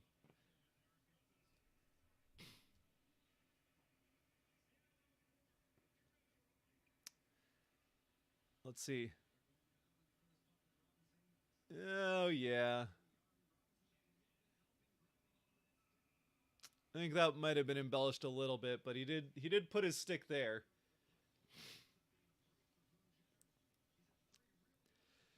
So a third kill for the Kraken.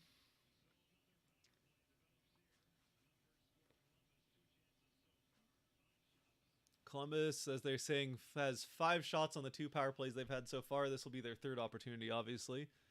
They win the faceoff, and shot right away is saved by Grubauer.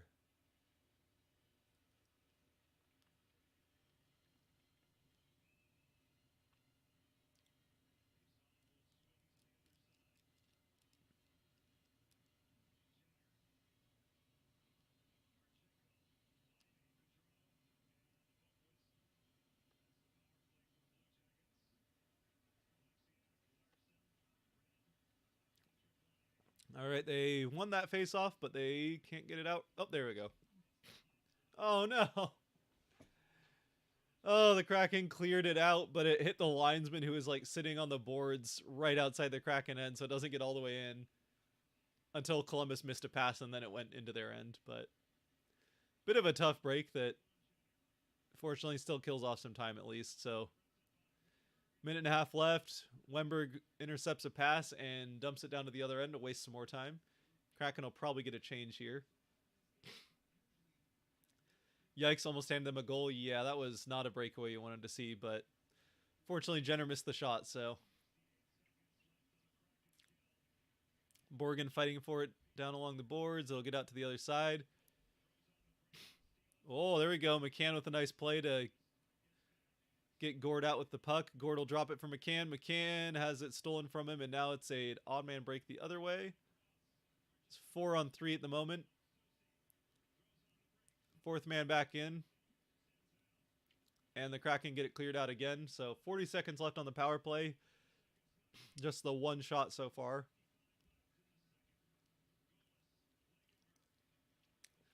Blue Jackets then with 12 shots in the game. 6 of them are on the power play.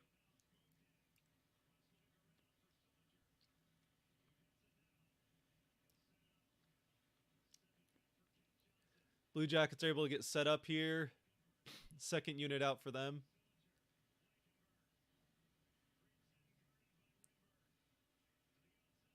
They're having some trouble with... Oh, here's a shot.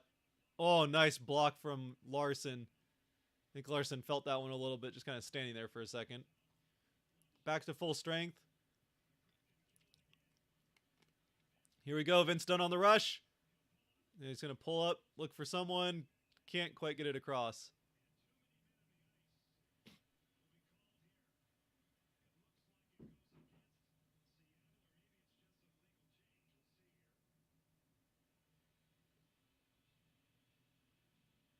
We have a whistle for something.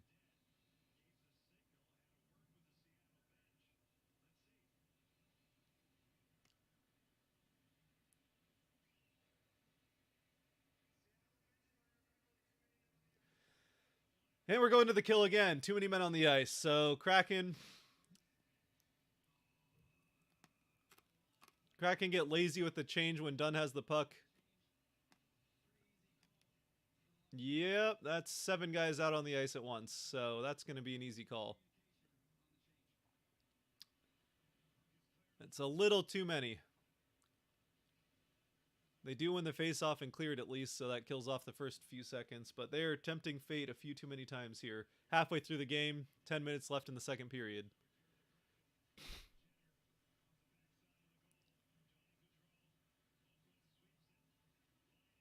Line A with the puck, shot and scores. Yep, you freaking tested that power play too many times. Of course, they're going to freaking score one of them.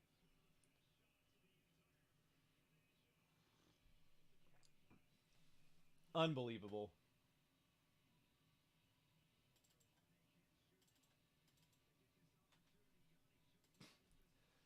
Like, the Blue Jackets are bad, but if you're going to give them 8 minutes of the first half of the game with Line A and...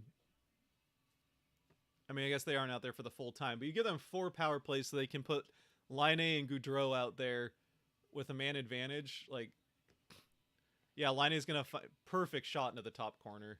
There's nothing Grubauer can really do about that. Like, just...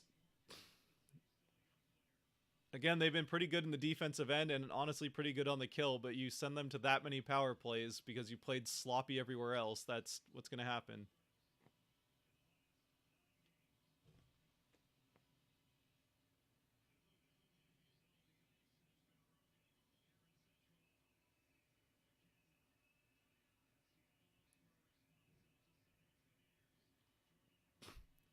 Beniers on a rush with Eberle. It's broken up, gets down behind the net. Beniers has it. Eberle will put it back down to Beniers out front. Nope, got past everyone. McCann has it to Beniers. Beniers in with it, gets it out to McCann. McCann to... Oh!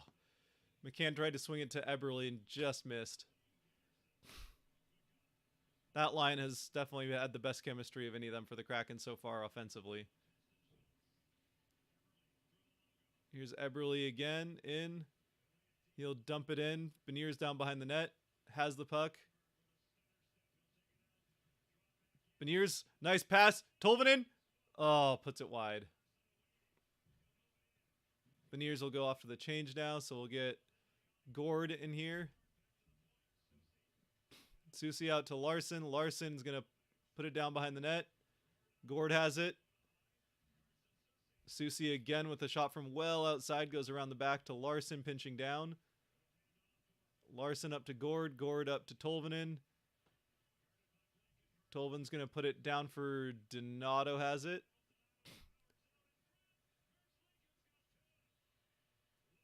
And that bounced around in front for a bit, but didn't go in the net, and now the Kraken have to get back in. Gord, nice play, Gord. Circles around behind the net, and nobody was there. So it goes all the way back into the Kraken end where Grubauer has it.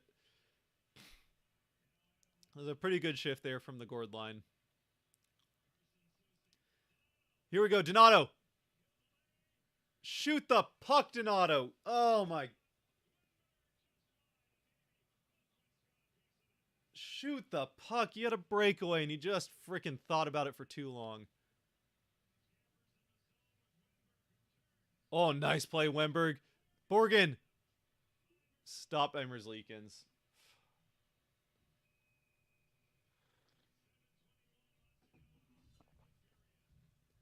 Who do you think is going to win this? I mean, the Kraken have played like the better team when they're not giving up penalties left and right, but they really, until these last couple of minutes after going down 1-0, have looked just completely hopeless in the offensive end. So it looks like they're about to score, but I mean, if they're not able to get anything off of this push, then you probably end up putting everything on the third period, and then who knows. So, oh boy. All right.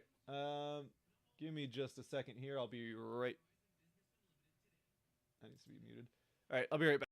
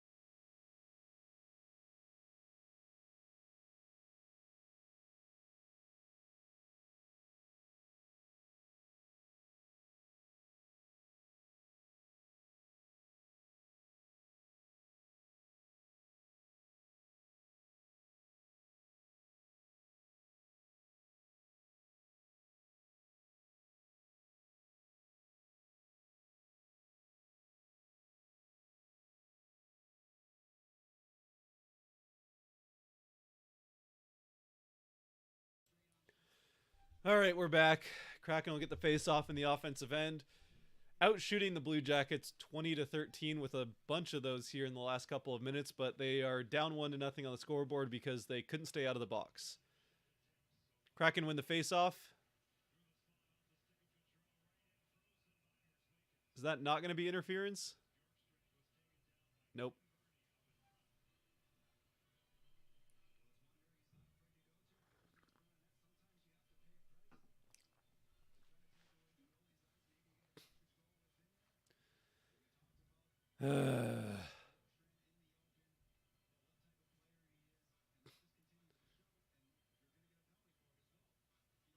I can see all the background swag clearly. I see some booze in there as well. Yep, we got some of the like Kraken themed adult drinks back there. And we're going to redo the face off, it looks like.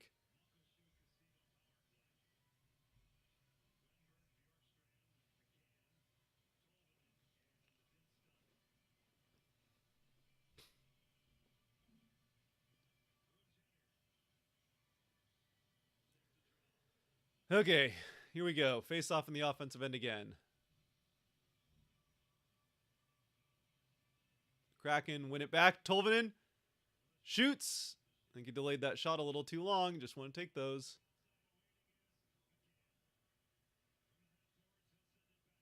Well, the Kraken hold the zone at least, so we got that. Out to Tolvanen. Tolvanen across. Nope. Dunn will go keep the zone, though. McCann has it. Oh, the Kraken did get a power play. Okay, I missed that part. Oh, Tolvanen one-timer blocked. I was like, why are Tolvanen and McCann out there? But they did end up getting a power play there, so it must have been interference. Scores! Yes, Jared McCann! Let's go! And that's 30 for McCann, the first 30-goal scorer for the Kraken in franchise history.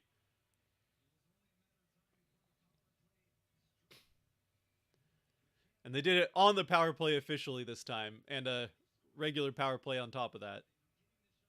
Yeah, they're still trying to feed Tolvanen, but you have McCann, like, everyone's leaning over towards Tolvanen.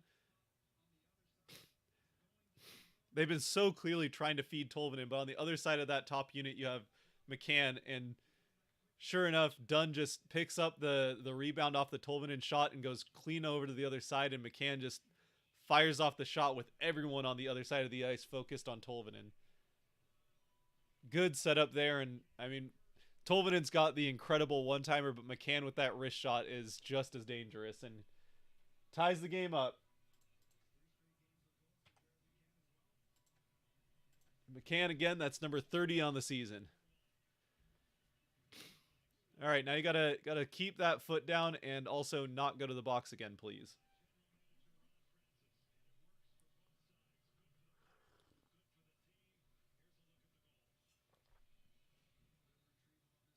So that got chipped out, but oh, Dunn just so it was actually Bjorkstrand that fires it across. So Bjorkstrand will get the primary assist. But Dunn, a nice play there, kept the zone on the backhand right on the blue line as they tried to chip it out. And got it down to Bjorkstrand, who then that'll be icing. So back down into the offensive end.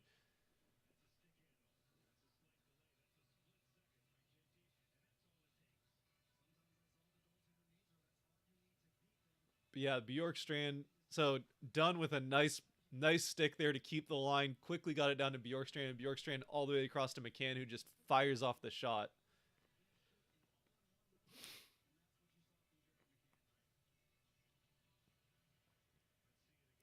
Here we go. Beniers line out there with McCann still on the ice.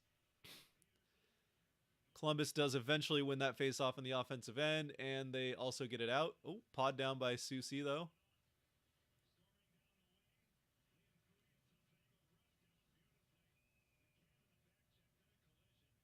Beniers ran into Grubauer. Hopefully they're both okay. What happened there?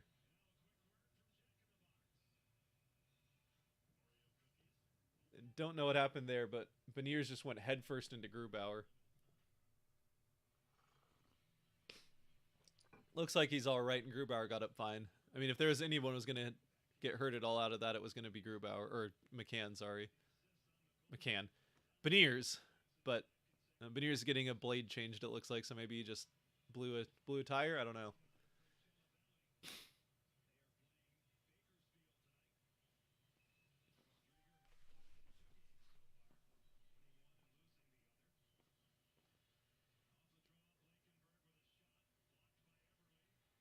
Eberle blocks the shot, gets it up to McCann. McCann kicked out. Eberle scores. Yes.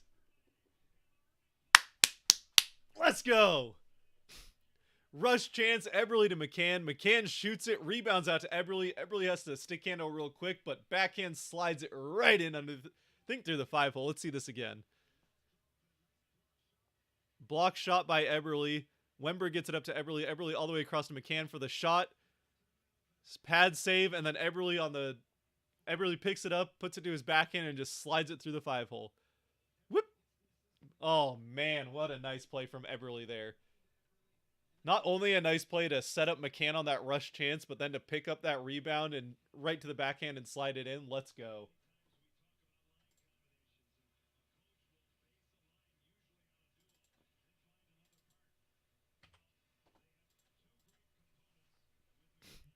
Kraken quickly up 2-1, taking the lead.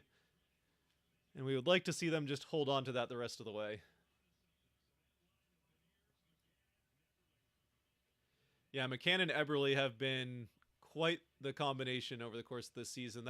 So McCann has 30 goals, and Eberle, I mean, obviously this is a McCann to Eberle off of the rebound, but ooh, Donato big hit.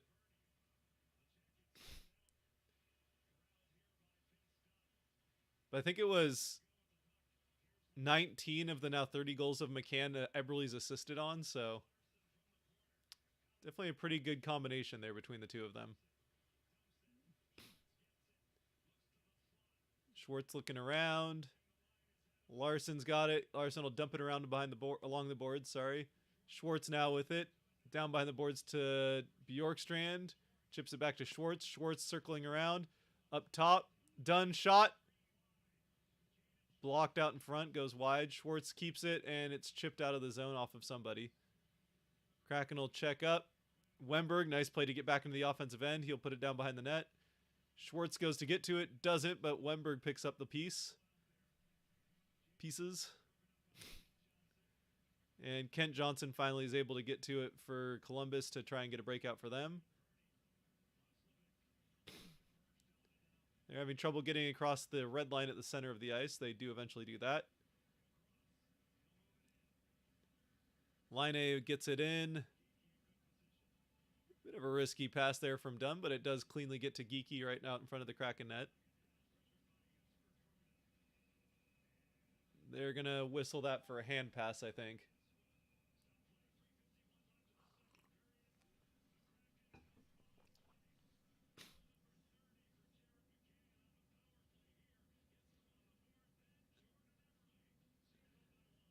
Oh, good to see a couple of those chances go.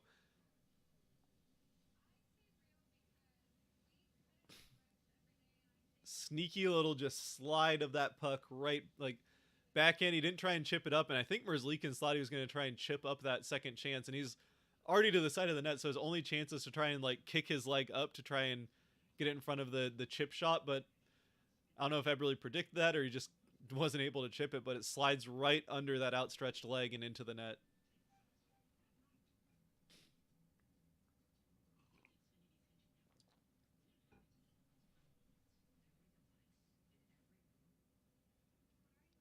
Some of these guys definitely need to take Gretzky's advice to heart. You don't, which I'm assuming would be the great Wayne Gretzky quote quoted by Michael Scott of "You miss 100% of the shots you don't take," which is kind of a.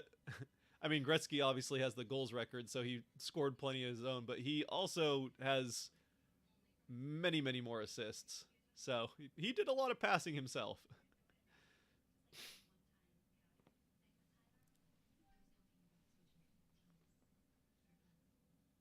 Toronto fans regretting that they kept Kerfoot over McCann. I mean, yeah, but really the McCann was brought. Well, first of all, McCann was brought there as expansion draft bait, but they were, I think, more trying to keep Hall than Kerfoot at the time, because they ended up going 4-4 in the expansion draft. They traded for McCann so that they could try and keep Hall, and Kraken happily took the bait, and yeah, happy to have McCann, that's for sure. 57 goals in the last two, well, season plus.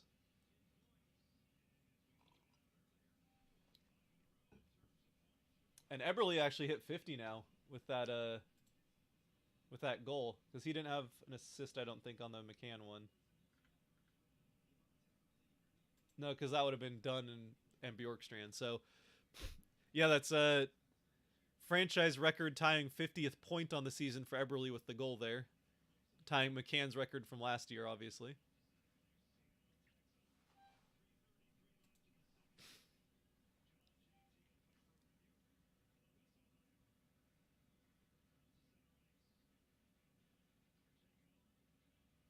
Whoop. Schultz tried to whack that away with a high stick, which would have gotten a whistle, so probably not the end of the world that he missed it. Schultz in back, weird bounce off of the boards there to Susie. He chips it out, and now will fight for it along the boards. McCann has it. He'll probably put this behind the net. Nope. He'll put it right out in front to Beniers. Beniers eventually gets the handle of it and then turns it over in the neutral zone. 3 minutes left here in the second period.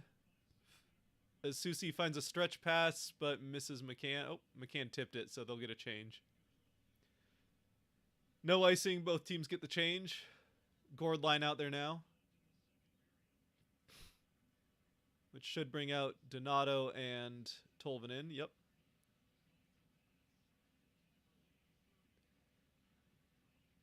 Alexiak with one of his legs tied up. Borgen on the other side fighting along the boards. That goes well wide. Also goes well wide from the other side. So the Blue Jackets doing a good job there finding all the places the net isn't with their shots.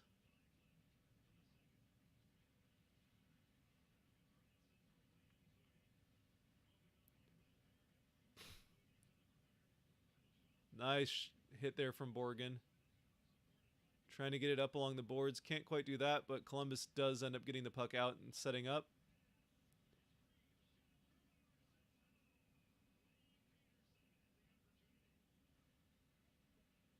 Donato got hit up high, but they're going to say it was on the follow-through, so no penalty, even though I might be bleeding here.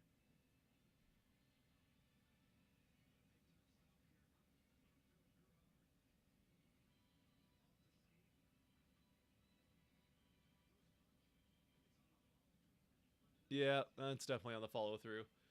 So Donato gets hit in the face there, but it doesn't count as high sticking if it's on the follow-through of a shot.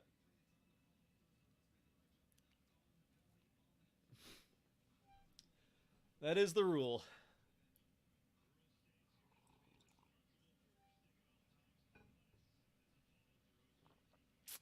Yeah, the one time when it's okay to hit someone in the face with your stick is after you've taken a shot. Well, follow through specifically on the shot.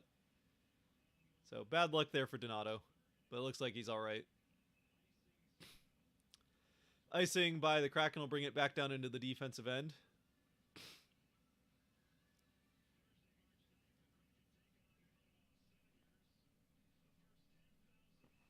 I suppose it's not a one-to-one comparison, as McCann probably wouldn't have gotten top 6 minutes in Toronto.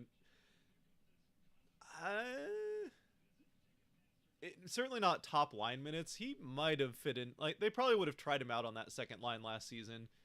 And, you know, if he does well enough, I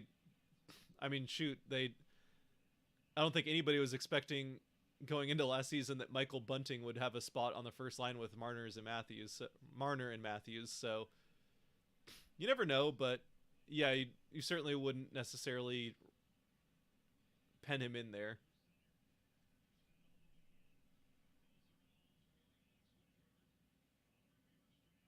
And yeah, if he's given the same opportunity, Kerfoot got some opportunities on the second line, so you never know with McCann. But he's not going to be one of the guys that you're looking to get shots to on a power play or anything like that. So It definitely would be a reduced role in Toronto from what he had with the Kraken. That's for sure.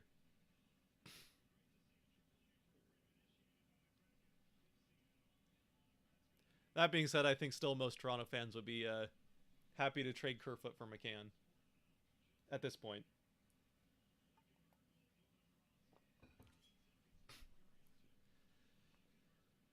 All right, 15 seconds left. Columbus is just able to get into the offensive end. Can they find the pass across? They do eventually. Shot blocked in front. Another shot also blocked.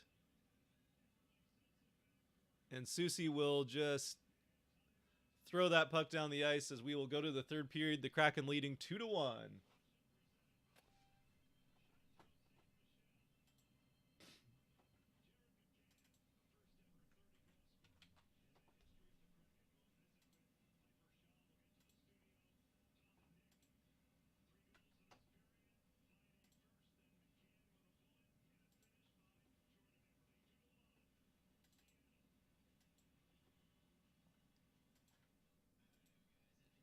Here we go. So we're headed to the third. Well, just started intermission of the second if you have just joined us. But the Kraken lead 2-1 after going down 1-0 after some issues staying out of the penalty box there early on in the second. Came off of a kill and then had too many men on the ice as they tried to get situated after the kill and immediately went back to the penalty kill. Gave up that first goal to Laine on just a perfect shot top corner that Grubauer never had a chance on. I mean, I should say he had a chance, but it was a good enough shot there from Laine that really his only chance was to fling his shoulder up and hope for the best, and that's what he did. And unfortunately, the best is not what happened. But that's definitely not on Grubauer. That one's just on the Kraken not being able to stay out of the box, giving the Blue Jackets too many chances with the man advantage. But they come back right back. They get a power play of their own, and Jared McCann ends up scoring on it, getting his 30th of the season on a nice play from Dunn to keep the offensive zone right on the blue line. Gets it down to Bjorkstrand. Bjorkstrand with the primary assist in his return to Columbus, and McCann with a beautiful wrist shot to tie the game up. And then not long after, rush chance for Eberle and McCann. A nice pass from Eberle up to McCann. McCann with the shot. Saved by Merzlikins, who's had a pretty good night actually for Columbus. Bounces out off of Merzlikins though. Eberle picks that up. One handle later, backhand through the 5-hole and gives the Kraken the lead. So McCann hits 30 points on the season, or 30 goals on the season, I should say. So first Kraken player ever with a 30-goal season, and then with his goal just afterwards, Eberle picks up his 50th point on the season. And that is also ties a Kraken record, as that's the exact amount that McCann led the team with last season.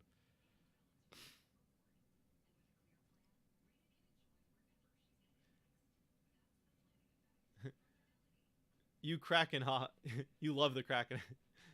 Yeah, I love the Kraken, of course. I mean, like, gonna have a channel that's mostly Kraken content. You gotta love the Kraken, right?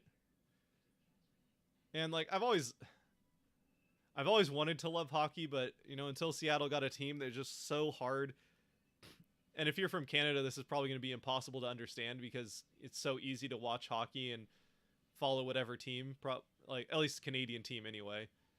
Certainly, if you want to be a Maple Leafs fan anywhere in Canada, you can probably do that pretty easy. And then whatever team's in your area. But yeah, in the U.S., if you're not in a city that has a hockey team, it's just impossible to follow hockey. I don't know if that's different like Minnesota where hockey's a bit bigger. But yeah, unless there's a hockey team near you, then it's impossible to follow the sport. So I always wanted to love it, but without a team in Seattle, it was kind of hard to be more than just kind of a casual fan, I would say.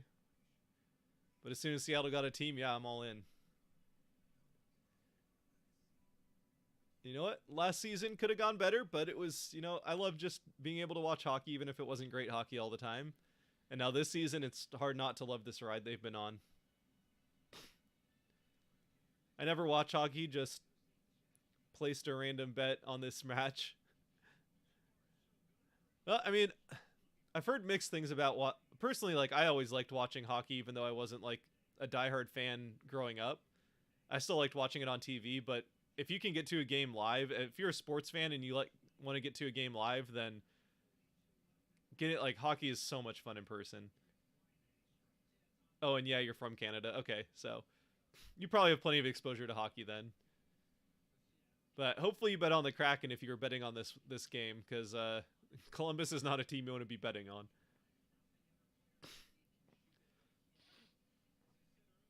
Although I did see you asked earlier who I thought was going to win. I mean, the Kraken should win this game. Should have been the answer. If I'd known you were going to place a bet, I would have given you a better answer than I did at the time, I think.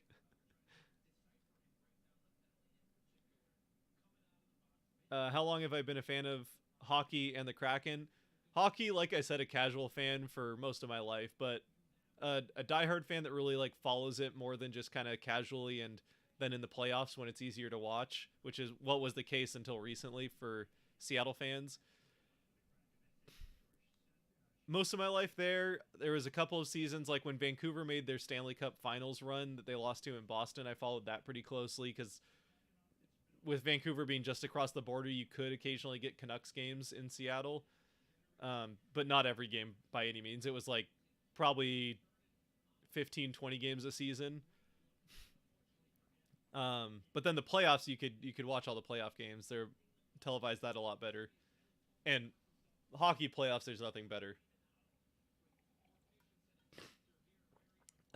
Kraken, I was gonna say I've obviously been a fan of the Kraken for all 2 years of their existence, but I mean, I started making videos about the Kraken a year before they started playing games. Actually, even before that. So, I guess I've been a fan of them for I guess you could say like 4 years now, or yeah, four plus years since they were announced as an official. Like, their Seattle was officially getting a team. Was that was December of 2018. So you could say over 4 years that I've been a fan of the Kraken, even though they've only been playing games for now 1+ seasons. Same with me. Used to love hockey as a kid, but no team really hurt the love. I was like the couple of seasons before, or actually a few seasons before the crack, I started to get more into hockey. Actually, kind of in college again. I mean, I just had a lot of free time in college, so I wanted to watch sports, and I started to follow the Avs in college. Partially because the Canucks when the Canucks lost the Stanley Cup, the fallout from that just kind of turned me off of the Vancouver fan base. And I still really like the Sedins are still probably my favorite pre-Kraken players. Certainly my favorite non-Seattle players that I've ever watched on a consistent basis. Until I guess McKinnon, I also really enjoy watching McKinnon. So,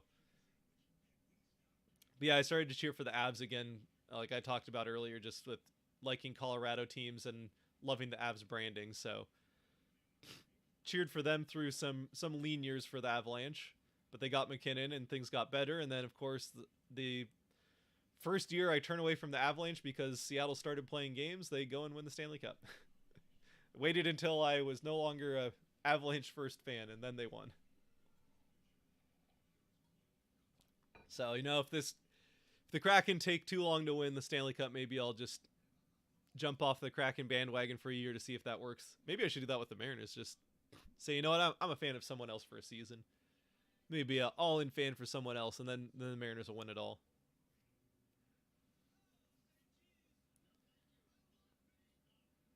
You bet the under of 6.5 goals, and bet on the Jackets, but small amount. But more on the under 6.5. I'd say there's 3 goal. I would say the under for 6.5. I think is looking pretty good right now. Because I could see the Kraken putting up one or two more, and maybe the Blue Jackets get one more. But that, like, I think 4-2 is probably about the most I would expect this game to end at, and that's 6. So I'd say it's fairly unlikely they get to 7 total goals unless the Kraken just totally unleash all all heck here in the third period, which they've had the pressure to do it, but I don't know. If they score one more and becomes 3-1, I think they kind of just like they're still not going to let up necessarily, but they'll probably play a little bit more responsible with the puck and not press quite as much. Now Columbus is still bad enough that they could give up chances that turn into goals, but that's a different thing.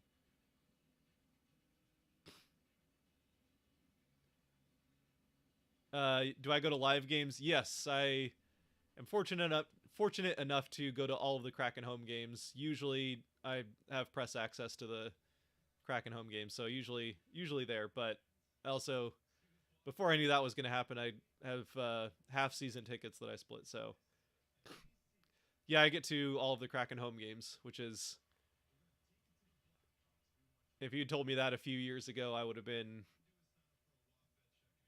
not have been able to wait. We'll put it that way. Become a Reds fan completely unoffensive. I mean, being a Mariners fan is kind of like being a Reds fan, at least an ex-Reds fan. Right now, anyway.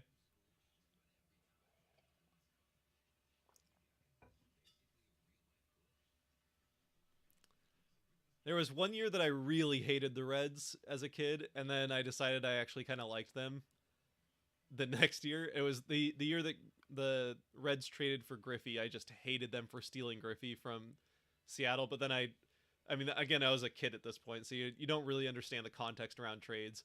But then I just decided I wanted to keep cheering for Griffey because he was my like childhood hero. So then I kind of started cheering for the Reds more as a kid because of Griffey after that first year. Plus, like the next year, 2 years after Griffey left was the 116 win, so it was hard to hate much of anything other than the Yankees in baseball at that point.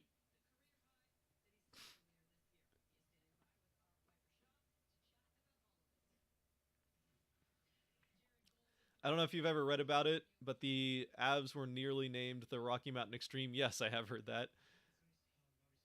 Crisis averted. That would have aged well after the 90s. Rocky Mountain Extreme. Yeah, that would be. I feel like if you branded it well enough, yeah, it would still. I mean, there's still people that clown on the Wild as a name, which honestly, I like the Wild, but it is kind of an out there name, and the Extreme is even more out there. I would like. I don't think I would hate it because it is like it's original and not just totally goofy. But the Avalanche is definitely a better name for sure.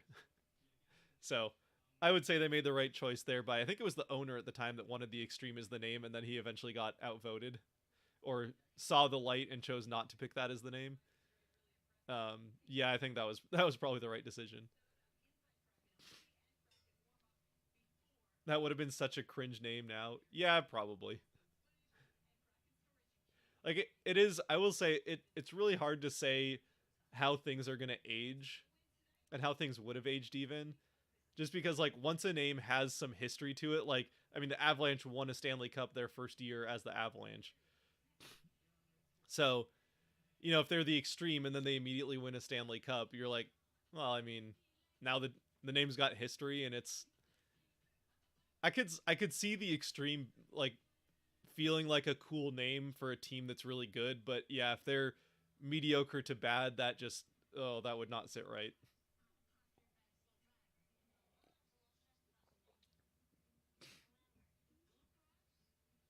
The Extreme logos were awful. Yeah, that's the one thing is they like that's the part of when I when I heard of, or saw that was like the Extreme at least is a name that sets up where you could do some fun things with branding, kind of like what the Kraken was.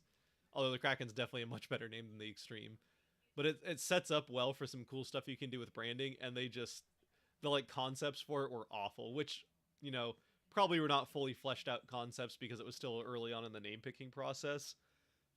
But yeah, they were not great concepts. But the Wild, I hate the name, but their logo is epic. Yeah, like I don't know.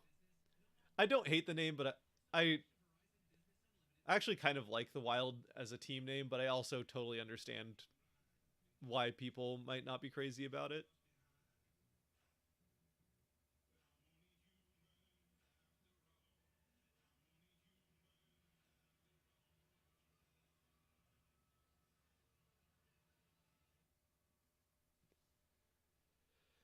Um, but yeah, their logos. I mean, one of the among the first videos I actually did on this channel.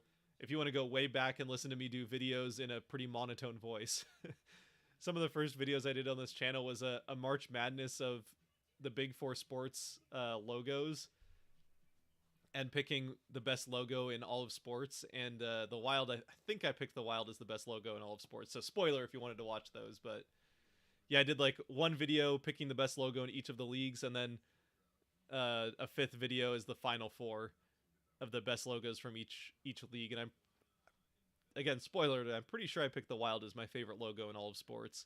It's just such a nice logo, and I do really like the colors as well. The forest green and the kind of red and yellow to give it a little contrast. And again, it's a unique color scheme, which I appreciate. A unique color scheme that doesn't look ugly, which I appreciate.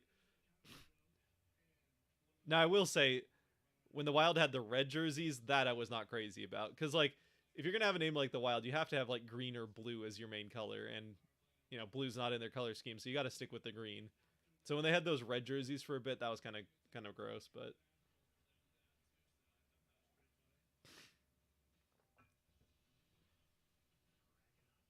I get that they're going for wilderness, but Wild just makes me think of a team called the Crazy or something like that. Yeah, I get it.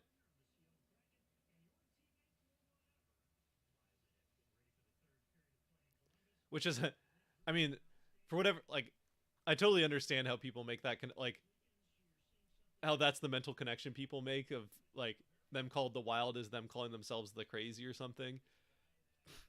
But it's, like, for whatever reason, that isn't the connection I make, but it's, with that being the case, it is kind of ironic that for a long time the Wild have been known for being one of the duller teams to watch. Other than like recently, Kirill Kaprizov is like the one reason at least to watch the Wild. They've like he is fun to watch, but certainly over the last like decade, they've kind of had a reputation for being one of the more boring teams to watch, which is kind of ironic given that their name is the Wild, or you could think of it as the Crazy.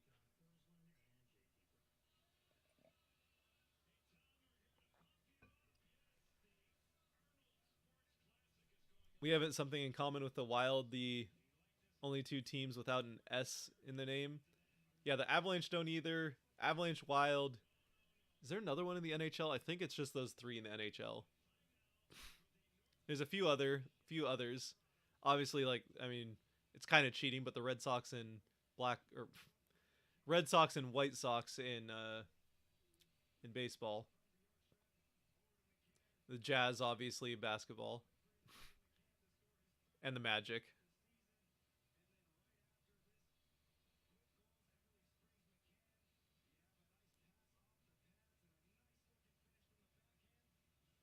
Oh, Lightning. Yeah, it was like I could have sworn there was a fourth one in hockey. Yeah, the Lightning. That's the other one.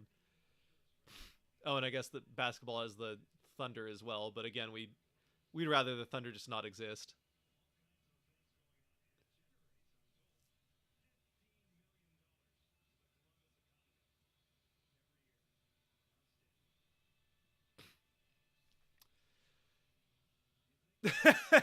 I think McCann saw the camera. He's just staring right at it.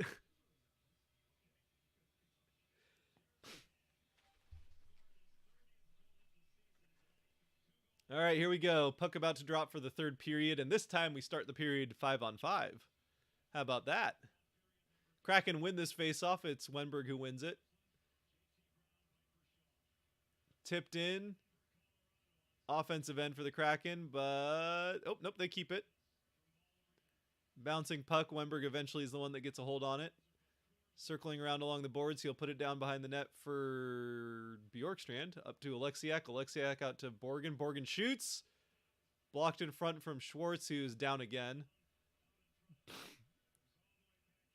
And that's icing, so that'll give Schwartz a chance to get back to the bench after taking a second friendly shot in an uncomfortable area. Schwartz taking a beating this game. That's what happens when you go in front of the net sometimes. Oh, yep, he got pushed into that one.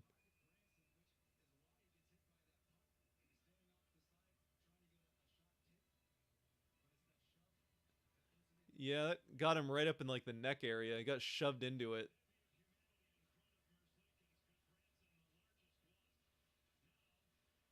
Oh, fumbled, and the Blue Jackets will get it out.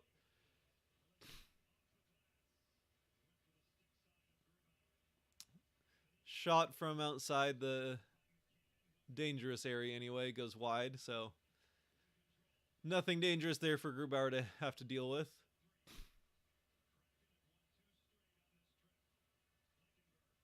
Another shot goes well high. That comes out. Kraken will get a change up front. Gourd line out there. Kraken reset. Tries to get it up. That'll be an icing.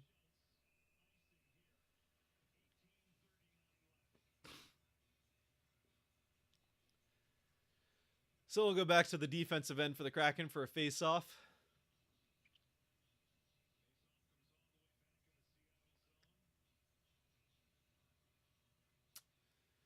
$6 so up, yeah.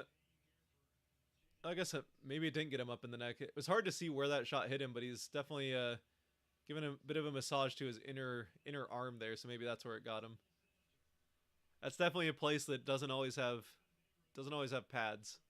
Right, it was kind of like right in the inner bicep, which is often a place that just has the straps to keep the pads on the outside.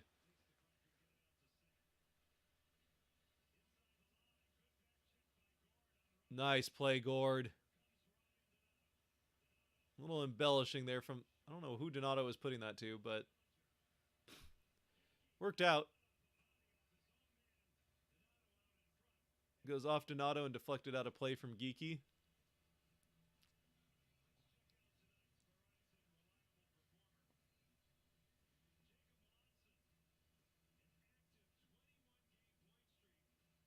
Oh, Jacob Malonzo. Okay.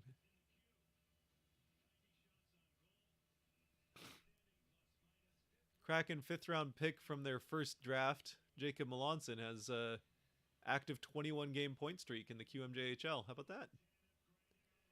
Good to see some of the guys in the farm system doing well. Also cool to see them mentioning a guy playing in the Q on the Kraken broadcast.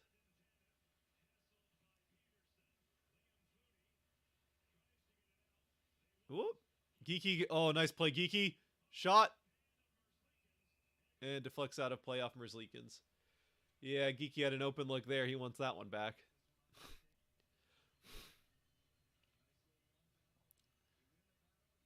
Let's see, do so. How does Geeky just steals the puck off the stick of one of the Columbus players, and then I don't know if that got the shoulder of Merzlikins or if that just went clean over him. Nope, just clean over him off of the crossbar and out.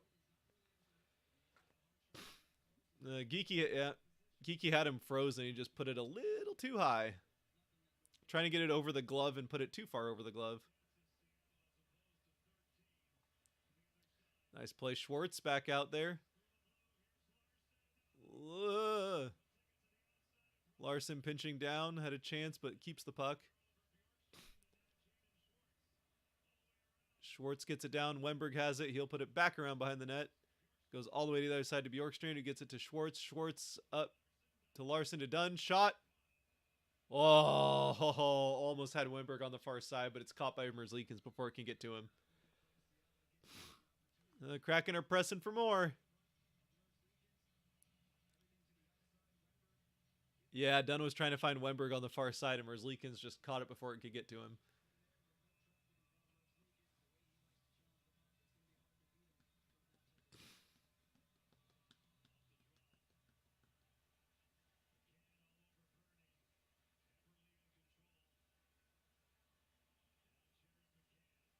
McCann out front. Oh, just past Beniers. I don't know that he really had the passing lane there to Beniers. Beniers was kind of right between two guys, and there wasn't, I don't think, a way to get that to Beniers without getting it intercepted, and ends up going wide as a result. So doesn't get through, but Beniers comes to the other end where Grubauer makes an easy catch and then just holds on to it. So we'll get a face-off in the Kraken defensive end. Thanks for the entertainment tonight. Hope the Kraken win for you. Hope so too. If you're headed out, thanks for joining at least for a while.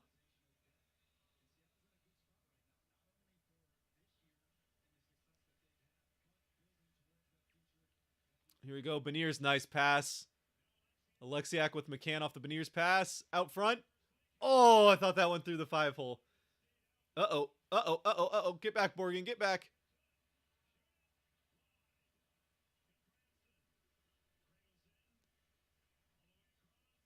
Oh, boy. Oh, he flubbed it. Here we go. Steal by Borgen. Borgen's on the end of a long shift here. Out to Eberle. Eberle spins, shoots.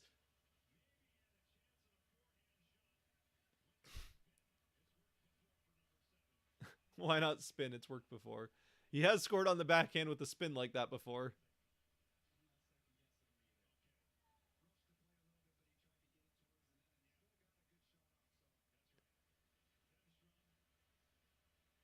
That was a good play. Well, Borgen kind of had a bit of an issue there for a minute, letting the rush chance happen as he couldn't get the puck cleanly going the other way, but then steals it and creates that rush chance back the other way. So bit of give and take there with Borgen, but you know what? All turned into a good chance for the Kraken, and the Blue Jackets weren't able to make anything of their opportunity, so at least there's that.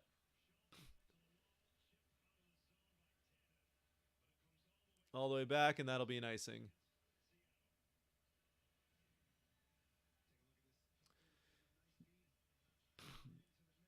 Yeah, Eberle definitely had a forehand chance there. He tried to surprise with the spin to the backhand.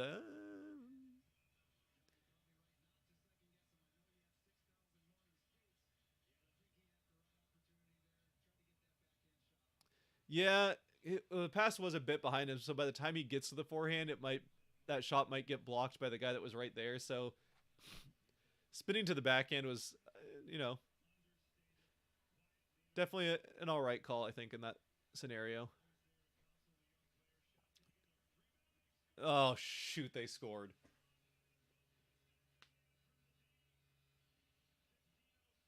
Tie game.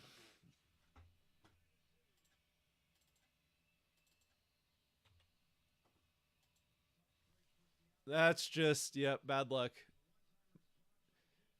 The shot from outside just hits off Geeky, and then it's just a weird bouncing puck that happens to land right on the stick of... Yeah, and it's, of course, it goes right to... Was that Line A, or who was that? Oh, no, Line A's shot was the one that gets deflected, and then it just happens to go right on the stick of a guy standing out there. That's some pretty bad luck. Well, 5 minutes left, 5 minutes gone in the third, and it's a tie game now, which makes this a lot more interesting than we'd like it to be at this point.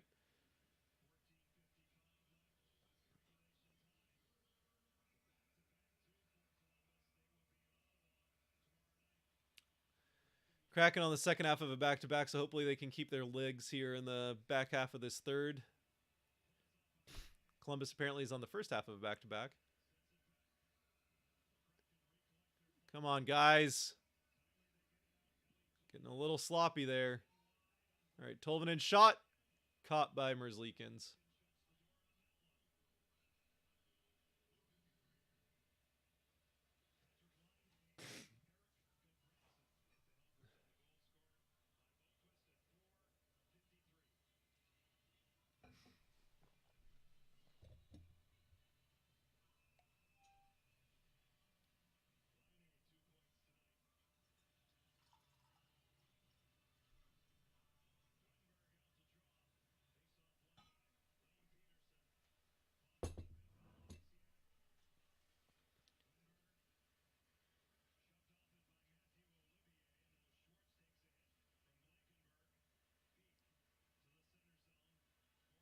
Borgen's got it. He'll dump it in. Around the boards, Schwartz does not get to it first. Here we go. Zone, Borgen shot. Deflects weirdly around the side, and Columbus will get a breakout.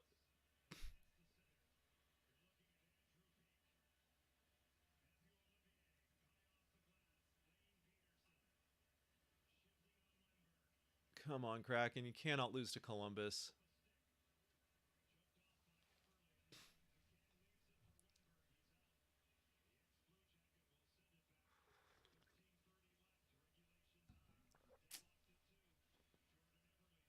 Eberle dumps it in. Shots are 27-17 in favor of the Kraken, but we're obviously tied at 2 after a unlucky bounce there for the Kraken. Uh-oh. Goudreau and Whoa. Goudreau had a completely open look there from the slot.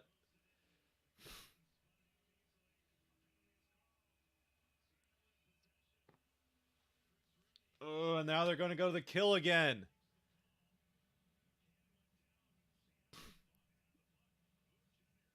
Oh, nope, they're going to the power play, apparently. That was weird. They blew the whistle. It seemed like they blew the whistle dead when Seattle touched it after some chaos in the corner between McCann and I don't know who it was, but anyway, I'll be right back.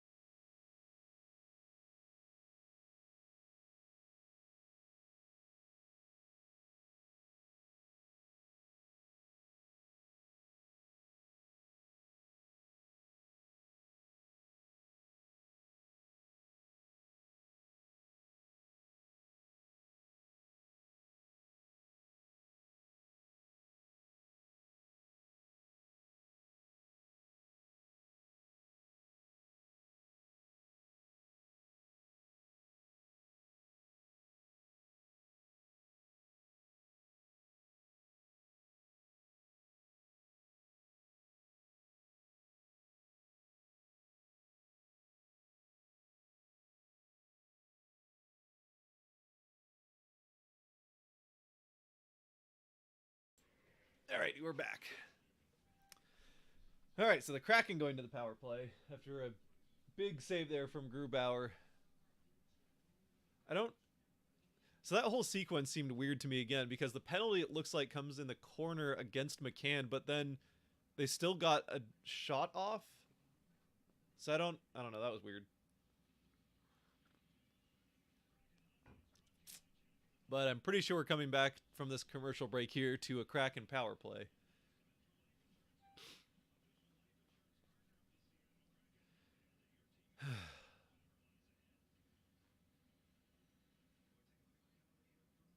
Yeah, that's definitely a hold. I mean, I think McCann fell. I think McCann just lost his footing to fall, but that was definitely a.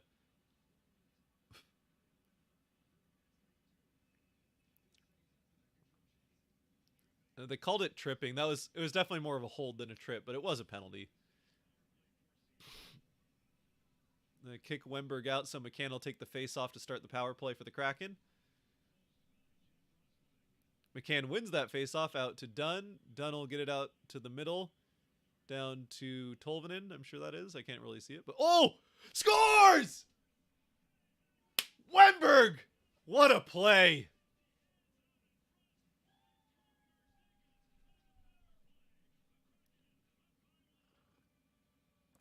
Let's go. Huge goal there from Wemberg. So McCann wins it back to Dunn. Then Dunn just carries it along to get set up right at the center down to Tolvanen. Then Tolvanen goes down to Wemberg, and Wemberg just whoop 180 and right through the 5-hole. Nice play from Wemberg there. Rip. Wemberg. If Wemberg would just shoot the puck, he would be making I think he would be making a couple $1 million more per year if he would just shoot the puck. He is so good with the puck. It's like he's very good at setting up with passes and stuff like that. He just never wants to shoot the puck, and then every now, like, When he decides that he wants to go to the net with it, he ends up scoring pretty frequently. But I mean, I guess that was kind of always the thing with Wenberg is there's so much talent there. You just need to get him to take advantage of it. Unfortunately, like the Kraken have done a really good job this season of finding a good spot for him in the system to fit into, where they really use him like primarily defensively and to win faceoffs, because even though he's like 50-50 on faceoffs, he's pretty much the best Kraken at that, other than Geeky when he's hot. Oh no, no, no, no, no, no, no. Whoa. That was dangerous here. I need to get this changed to 3 before this turns into a 3-3 game. That was a weird deflection. Come on, Kraken. You need to get out of the zone. There we go. Good job, Beniers. Beniers gets it out. Columbus has it again, but the Kraken are at least able to get a change.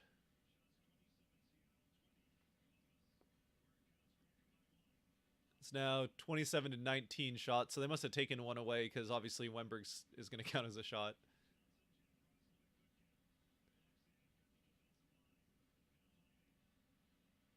No, they're in. Oh, that's wide open, but the pass doesn't get through.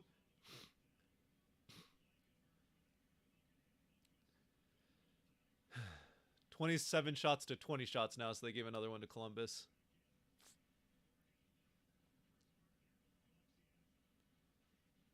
Lexiak out. Oh, just past Gord. Is that going to be icing? Nope. So at least get into the offensive end until it's dumped all the way out.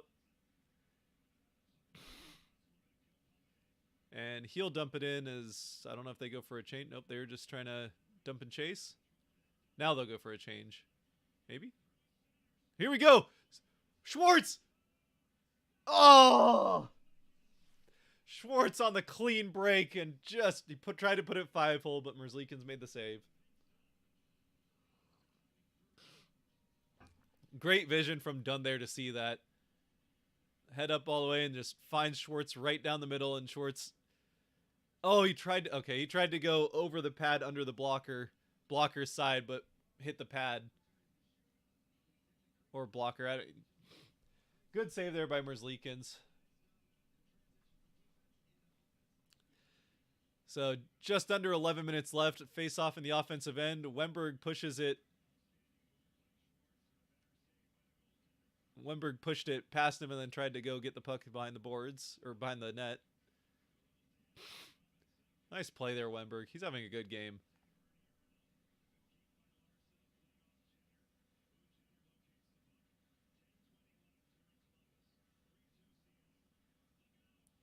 Is it in? No. Whoa. Kraken almost got a lucky one there. Columbus almost put it in their own net. Nice play done. Just forces Gaudreau out of the offensive end. All right, here they go. The Branson in with Gaudreau. Bad pass to Gaudreau. Nice play, Froden. Break that up. Wenberg to Gord. The other one was 7 as the second number. Gord trying to get to Froden. He does. Froden falls down, though. Gord takes it back. Alexiak to Borgen. Borgen shoots. Goes wide. Out up to Alexiak. Shoots. Tipped. Gord has it. Out front. Froden down to Gord again. Oh, Alexiak took it out. Now it's offside.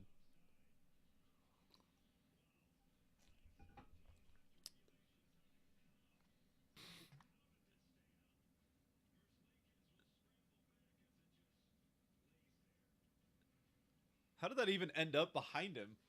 Because I think it was one of the Columbus players was like clearing that up, and then it like went off of his foot and through his legs. But it definitely stayed out. That was not even on the red line.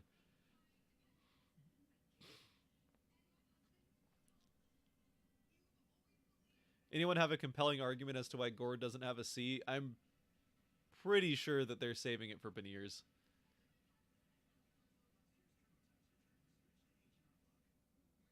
I would be very surprised if they have a captain next year that isn't Beniers, and I don't honestly, I think they probably still hold off for another season. Like they probably wait till Beniers has a couple of years under him and is pretty established. But that was almost a dang it. Yeah, that was definitely almost a dang it. I'm pretty sure Columbus almost put that in their own net. But yeah, I think they'll hold off for another. My guess would be they hold off for one, maybe two more seasons, and then Beniers gets the C, with the idea that, which I know is in complete contrast to what they did with Gio, who was not even around for a full season. But I think the idea is to have a guy in Beniers that's going to be around for a long time and can have that C for a really long time. Where like I think with Gio, they always knew Gio was going to be here for like 1, 2, maybe 3 years at most. And so you get a guy that can you have a leader in that locker room as they're trying to get the team together for the first time. I think makes some sense. And a guy that's been a leader before, obviously being the captain in Calgary forever. But now that the team all knows each other, you want to have another. And Gord, I think the two guys, Gordon and Eberle, are the two that I could have definitely understood being the captain this year. I thought it was I expected them to have a captain this season. Or I would say I thought it was more likely than not they would have a captain. And I thought it would be Gord or Eberle. And both of them are going to be around for another, 3 or 4 years. But I think by not having one of them do it, it seems to me, and who knows, maybe we're just reading into it too much, that they want Beniers to step into that role in a couple of seasons, and maybe before Gord or Eberle, whoever it was going to be gone, step into that role and take it over and be that for a while. Beniers shoots! Oh, wide. Backhand shot from a tight angle, so it wasn't a great scoring opportunity, but was one.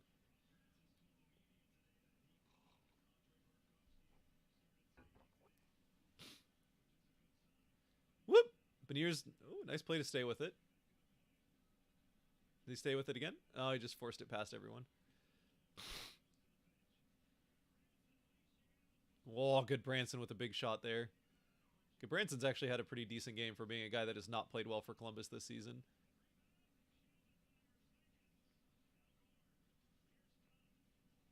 Done to the outside. Larson.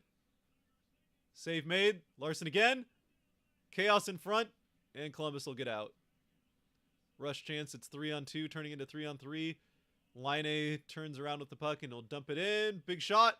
Save made from Grubauer. And Dunn will push it, or Donato, sorry, will push it out of that Kraken zone. But back in Roslovic. Hounded by Gord. Nice job, Gord. Good back check. Gorson around the back to Larson. Columbus ends up with it. Shot. Ooh, that was a dangerous one. Goes wide, though. That was line A again. Donato holds it. Donato turns it over. But the Kraken get it back. And Larson will get it out. Donato will chip it.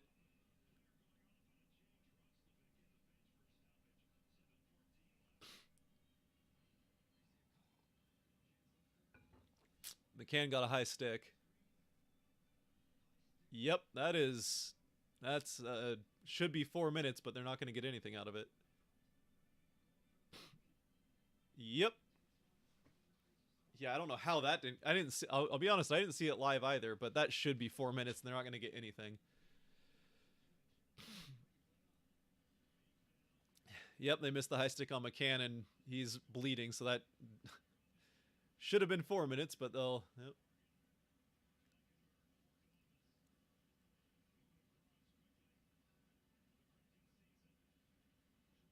Schwartz out to Tanev. Sorry, Tanev on goal, pretty soft. So cleared out a play, and we'll get a face off in the Columbus end.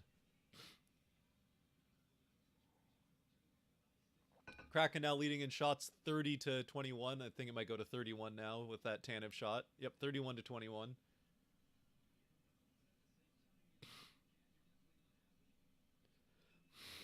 Ladies and gents, we have our first 30-goal scorer. Yep, McCann with that first one for the Kraken. Tied the game up on the power play.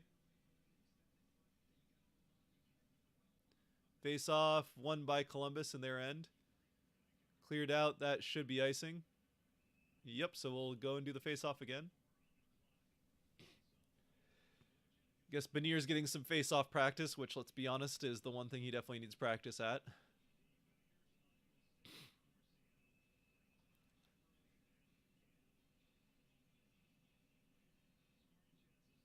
Eberle will take the face-off on that side, and he loses it as well. So the breakout here for Columbus, they'll dump it in. Susie has it. Or actually, that might have been done. Dumped in, and that'll be icing, I think. So we'll go back down to the Kraken end with 6.5 minutes left. We're about half an hour in to Edmonton is up 1-0 on Winnipeg. Bummer. Come on, Jets, pull it together. For one game, pull it together. Just one game, beat the Oilers, and then you can go back to falling apart. For all I care. And that... yeah, that should be a slash. That was... Susie's stick just got cut in half by one of the Blue Jackets players, but I guess they're saying they were fighting for the puck. I don't really know.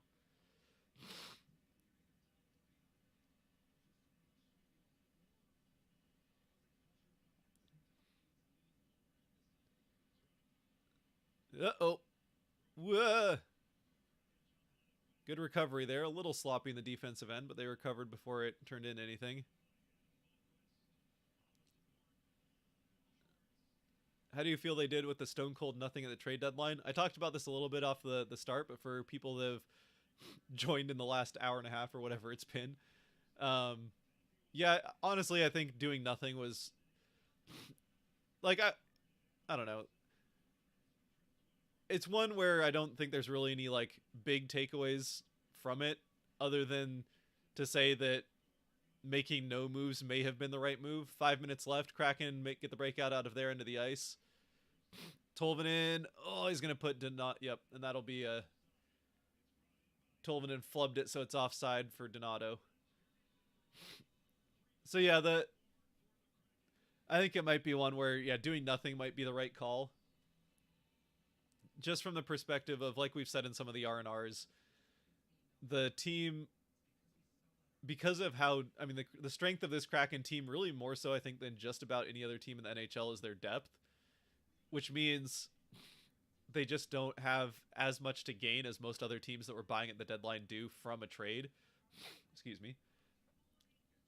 Which isn't to say that they don't have anything to gain from a trade. Obviously, like getting like a Ryan O'Reilly, a Timo Meier, who Timo Meier is kind of the one that I would have been okay with them really going all in for, because he's still young and has some years of control, or relatively young anyway.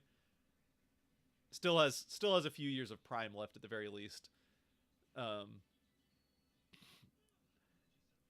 But you know, they don't have as much to gain as a lot of teams that were buying do, because they're not all in on this season. As another thing, they're not all in on this season. Like, you know, not to say that the Oilers or like the Leafs are, you know, it's this season or nothing for them or anything like that. I mean, for the Leafs, if they're out in the first round, that might be the case for the head coach and GM, but yeah, I guess that basically they just there's not enough incentive for the Kraken to pay as much as other teams were willing to pay for some of those trades. And I would have been more willing to see them use some of their picks in a trade if this upcoming draft wasn't one of the best and deepest drafts, according to pretty much every team's scouting department. Pretty unanimously that this is one of the best and deepest drafts there's been since probably the McDavid-Eichel draft. So you really don't want to lose, you know, you don't want to overspend at a trade deadline where you don't have a ton to gain and spend what could turn into good players for the future. And the Kraken are, I mean, yeah, this has been a great season and we want to see them take it as far as they can, but at the same time, this season is kind of been like their window opening early. I mean, let's face it, like we've also said, their best player, one of their best players is 20 years old, and he's certainly like the face of the franchise going forward, and that's without even whatever Shane Wright's going to turn into. So here we go. Good chance. Oh, out in front. Didn't get through. Oh, shot deflected. Oh. Columbus gets it out. Good defense by Dunn and Larson. They've had it's been kind of a shaky run for Dunn and Larson of late after such a good first kind of 2/3 of the season. They've turnover. Whoa, Dunn recovers. Just as I'm saying that, Dunn turned over the puck right next to the net, but he got it back before anything could come of it. Here we go, rush chance. Eberle goes cross corner well ahead of McCann. No icing is speed in. Oh, nice poke by Grubauer.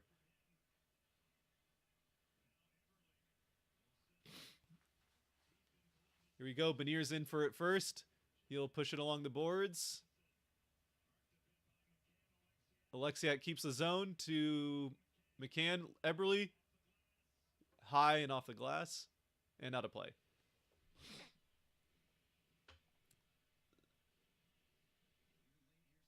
Bjorkstrand's hurt, apparently. Yeah, sounds like it. Hopefully not for long. They're supposed to be getting Bjork or Burakovsky back here pretty soon, but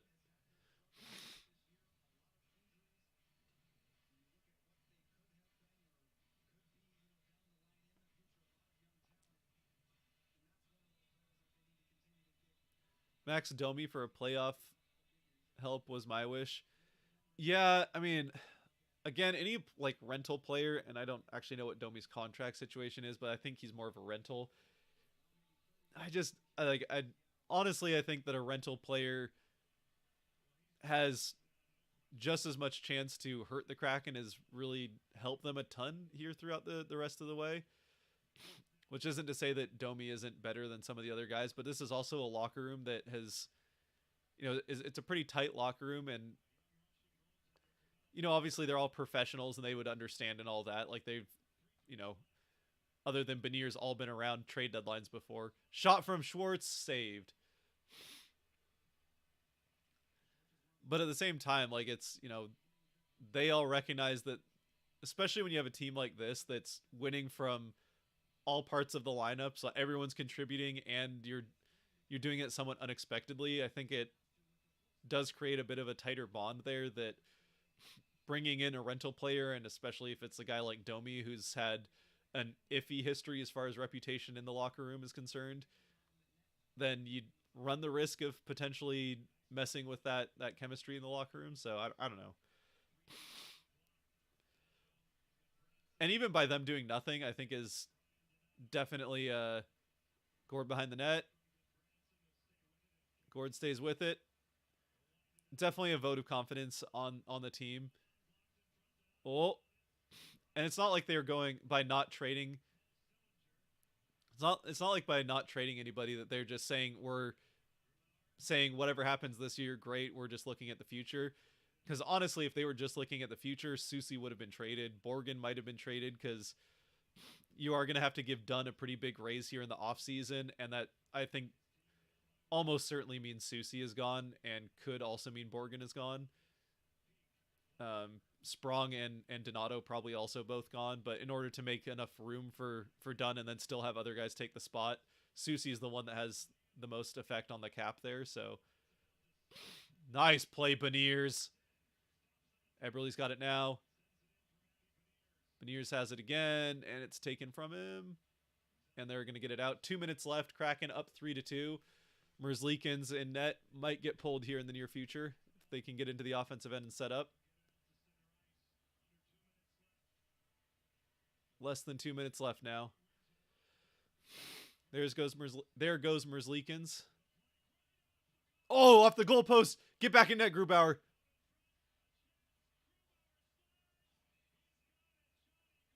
Have mercy. Oh my goodness. There was one that just about beat Grubauer, goes off of the pipe, and then I don't know how he managed to keep the rest out. Oh yeah, that one just beat Grubauer and went off the post. Oh, what a save!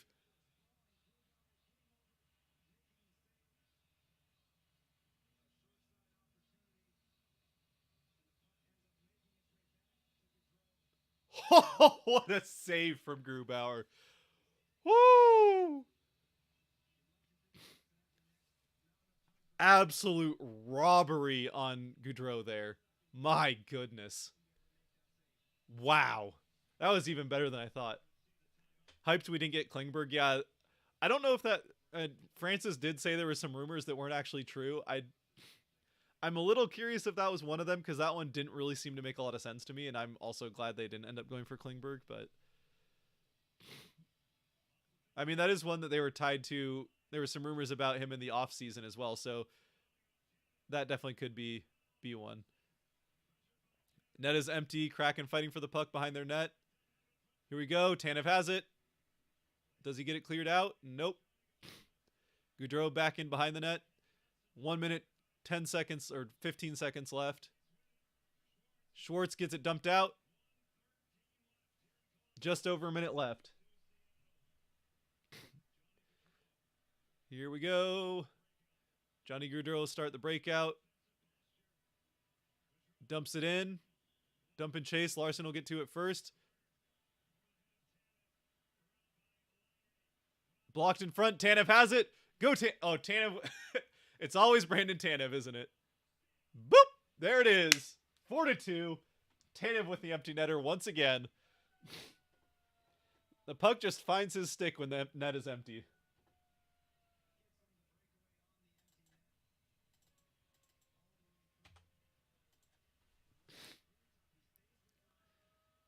Whoop. Well, Schwartz will get the easiest, most fortunate assist of, at least for a while for him. Just a dump in, just goes off of his skate. Tanev picks it up and skates it in. So the Kraken will get the win here. 47 seconds left, so it would have to be a historic collapse here, especially now that it's back to 5-on-5. And especially now that they've iced it with 40 seconds left.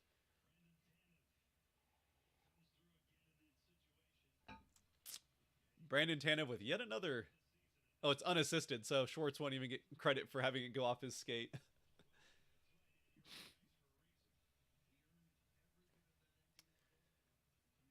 Yeah, that is they make a good point. Like obviously it's not hard to score on the empty net once you have the puck in that situation, but for one thing, you have to have, be good enough defensively that you're the guy that's trusted to always be out there in that situation. Here's Beniers out in front. Eberle swings to the other side. Shot. 14 seconds left.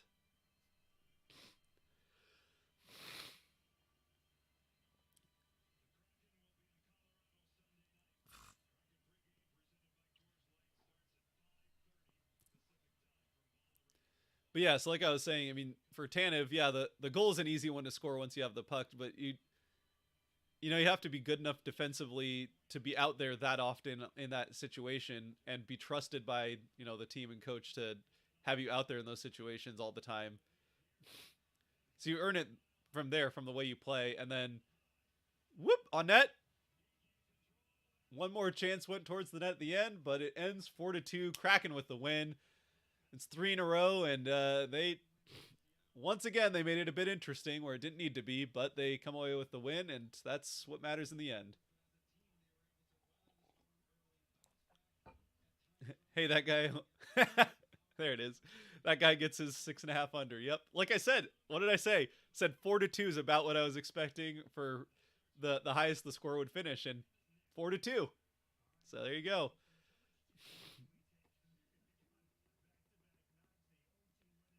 So congratulations to Levi here with winning the important bet, the one that we liked, which is the one that didn't involve Columbus winning.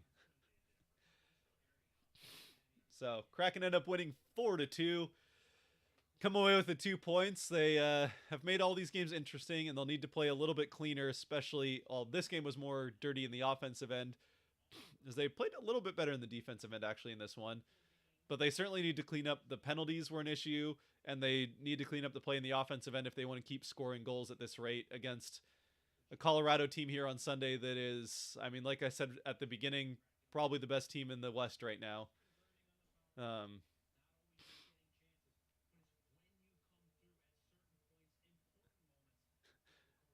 Called that. I'm gonna start betting on the Kraken. They're good AF. Lol. Yeah, they've been pretty good this season. Um, I mean, it certainly helps that the Blue Jackets are just one of the worst teams in the NHL. So betting on the Blue Jackets is, well, I mean, I'll put it this way: if you're going to bet on the Blue Jackets, you're probably going to get good odds. So you could get good money if they do end up winning, but they're not going to win very often. Um, but hey, the Kraken get the win. Big win there, obviously. Even if it's against a team they should beat, it's 2 points you have to have, and they got them. That one off. I don't know how that one stayed out. And then Grubauer just with the incredible robbery of a save. Gee, that's back-to-back games where he is. I think it was a game tying goal, or would have been a lead taking goal last time, and this time it's.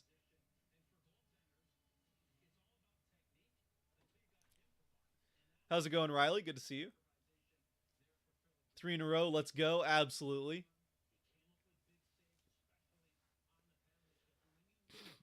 3 in a row hype for the Kraken.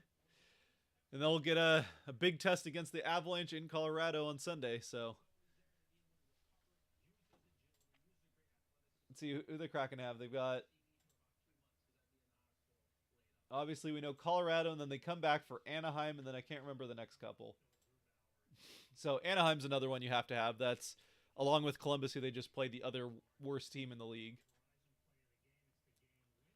So we got Sunday's Colorado, Tuesday's Anaheim, Thursday's Ottawa. So both of those, Ottawa's playing a lot better of late too. So that's not necessarily an easy win, but that's definitely a game you got to win. And then you get, what would that be? Saturday and Monday, a week from now. You got back-to-back games against Dallas at home. Then you're back in San Jose with a chance to redeem yourself after the worst loss in franchise history, which I'm sticking to. Edmonton one more time. Dallas again, and then back-to-back games against Nashville on a Thursday and Saturday at the end of the month. So Kraken are starting to heat up again a little bit here, but I mean, yes, these last 3 games, especially the this one and the one against St. Louis, these are games that they have to come away with the 4 points in both of those, but they managed to do it, even if it was a little more interesting than we would have liked necessarily. And then they get the one in the middle against Detroit, who's definitely a team you needed at least a point out of that game, and they got both of them, even if, again, made it interesting by going to overtime there. But 6 points in a row is a good thing. The Kraken, like we mentioned, after losing to Boston and Toronto, had the easiest schedule left, and this is part of it, and part of having that easy schedule is you need to get these wins, and so far so good with these 3 games now.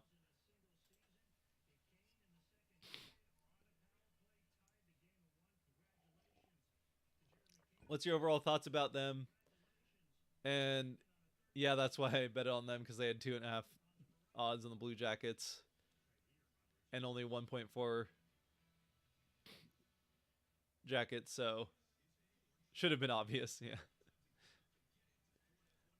Overall opinion on the Kraken is that they're gonna win more games than they're gonna lose the rest of the way, and they play a lot of bad teams. So they're definitely gonna be competitive most nights, and if you want to bet on them, then yeah, they'll, like, personally, I don't know that I would bet win loss on hockey games. Each game can be pretty unpredictable, but if you're gonna bet on them, the Kraken are gonna win more games than lose the rest of the way, I would say. So, if you bet on them every game, then I would assume, probably end up coming out with a little bit of money, though I don't know if that's always the best strategy.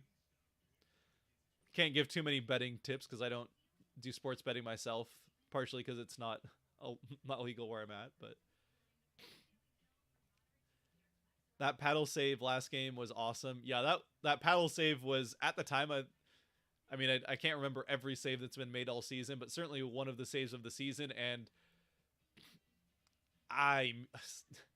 Honestly, the one he just made it certainly competes with it. And I don't know if it's better, but it's the save he just, especially with it being Johnny Gaudreau, who had the puck right there and had some time next to the net with Grubauer down and out again. That one might be the new save of the year.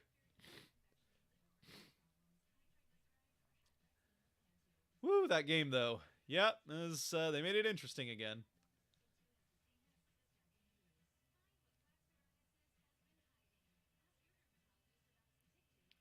Uh, I'm okay, but my duck passed away. Oh no, Riley, I'm sorry to hear that.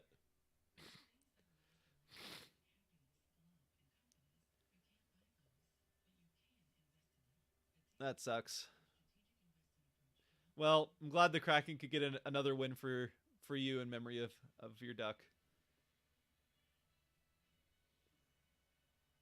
And I suppose Vegas has been doing well of late as well, which you like.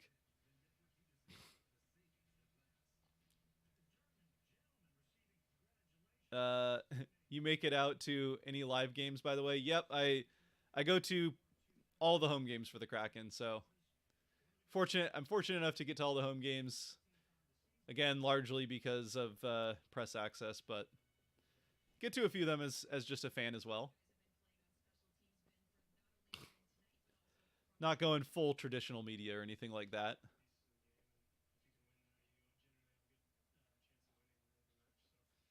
We we have a relatively question mark easy remaining schedule. Yes, the Kraken do have one of the easier remaining schedules the rest of the way. I don't know if it's still the easiest now that they've played Columbus and St. Louis, but it's one of the easiest remaining schedules. Cardiologists in the Seattle area are always eating good. Yes, that's true. Seattle sports always, whew, they always keep us on the edge of our seats. That's for sure.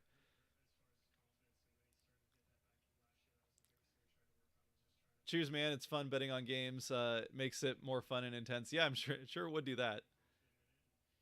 And if you only put 20 down or so, it's not too bad.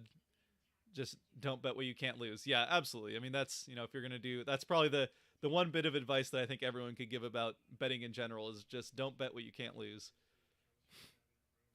I've only been to Vegas the one time, and it was I went in with, I think it was like, I don't know if it was like $100 or something, or maybe I gave myself 200. It was like, if this is the money I have to bet with, and if I lose it all in the first two nights, then not betting the rest of the time. So I came in with the idea of portioning it out, but then I got lucky on some slots in the first night, and then did well in blackjack a couple nights later, and actually ended up coming out with $100 more than I went in with. So, but yeah, you go in with, you're only going to bet so much, and make sure it's money that you can afford to lose.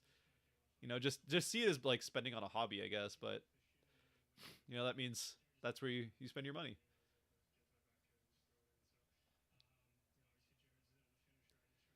I feel like Vegas slash Jersey game tonight is going to be ridiculous. Yeah, that should be a pretty good game. That gets started here in about 15 minutes. I gotta personally eat dinner and then get to putting together the R&R for this video. So we'll be wrapping up things here in a little bit. But yeah, that game Vegas versus New Jersey will be definitely a fun one to watch. Also for Kraken fans, one you're kind of hoping the Devils can pull out. Kraken can eke a little closer to the top of the division. Speaking of such things, Edmonton currently trying to keep pace with the Kraken is up 1-0 at the end of one.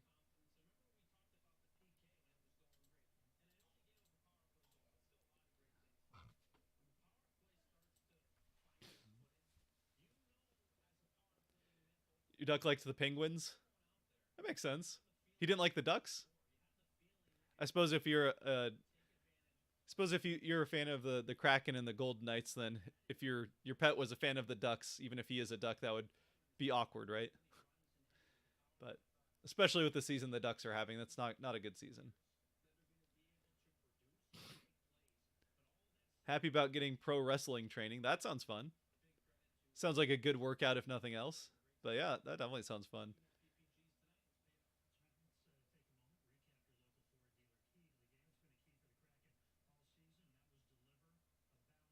That's definitely cool. All right, well, yeah, it's a big win there for the Kraken, 4-2. over the Blue Jackets. They made it interesting at points.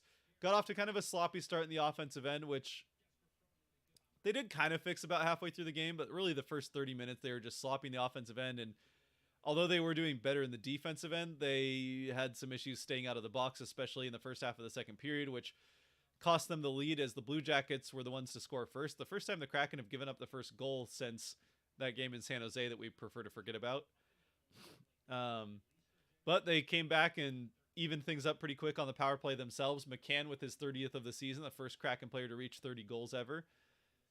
And then not long after, McCann and Eberle, McCann and Eberle came in on a rush chance. McCann's bid at 31 was saved, but Eberle picked up the rebound and put that in to give the Kraken the 2-1 lead, which they would surrender at the start of the third, go to 2-2, but the Kraken get that back on a goal by Wemberg again on the power play. So making some magic happen on the power play after doing it right after the power play the last couple of games. And then, well, it's always interesting when there's that 6-on-5 push at the end with the empty net, and the Kraken haven't always been finding the empty net this season when they have those chances. But when they have been finding him, it's usually Brandon Tanev, and sure enough, once again, it was Brandon Tanev that finds the empty net to get his, I think, 12th of the season, and it seems like half of those at least are empty netters. But it gives the Kraken the 4-2 win, so good night for the Kraken.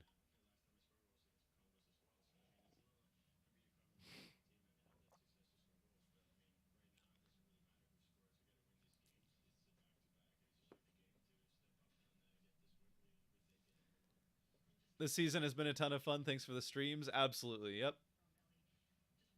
Yeah, it's definitely been a lot more fun to do videos after than last season. Last season was a bit tough to like, you know, you got to especially like this point in the season last year and outside of the trade deadline, it was like, I mean, what do you talk about? That they lost again, they did this and that wrong, but we already know that they're doing this and that wrong. At this point, we're just hoping that they can get the first overall pick, and of course they ended up getting the guy they probably would have taken with the first overall pick anyway with the fourth, but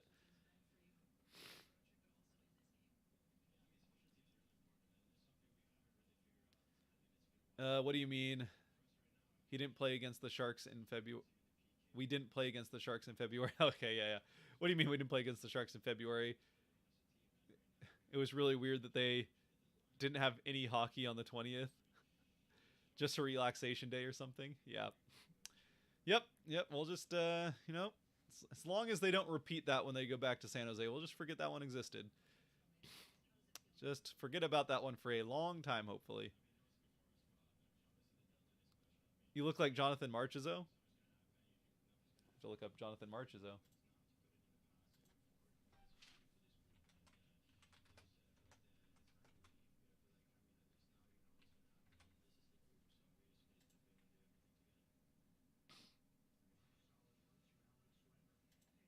I mean, he doesn't have red hair, so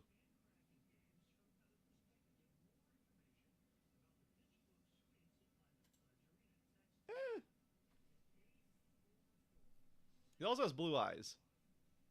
But I don't know. He can grow a beard better than I can. That's for sure. Looks like he just sticks with the stubble, but I'll take your word for it. All right. Well, I'm definitely getting a bit hungry. We're getting close to 7 o'clock here, and it's been a good stream now, going for however long we've been going for. Just over 3 hours. So just past the 3-hour mark. Again, really appreciate everyone joining. One more here that I missed earlier on. Rock and roll this season has surpassed my best hopes. Bjorkstrand injured, though. Yeah, that's definitely sucks to have Bjorkstrand leave that game early in his return to Columbus. Hopefully he can come back. Hopefully that wasn't too bad. Still no word on Burakovsky. Actually, there was word on Burakovsky.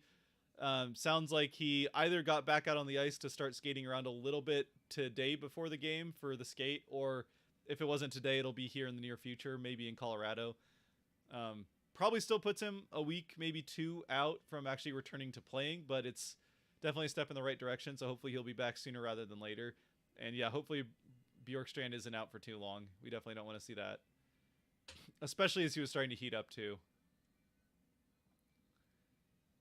Has anyone heard anything about him? Yeah, just talked about Burakovsky. But Yeah, so hopefully the Kraken will get Burakovsky back here in the near future. Hopefully Bjorkstrand isn't out for too long. And more than that, hopefully they can keep these good times rolling with the 3 wins in a row. 3 wins in a row, and carry that over into Colorado, where they've been taking care of business. They've been taking care of business against teams that they, let's be honest, probably should be beating. Now it would be nice if they could get a win against a team that I think it would be fair to say they're coming in as the underdog against in the Avalanche. But we'll find out on Sunday, and yeah. Until then, or I guess probably the R&R after this game. Appreciate everyone joining, and we'll definitely do a couple more of these.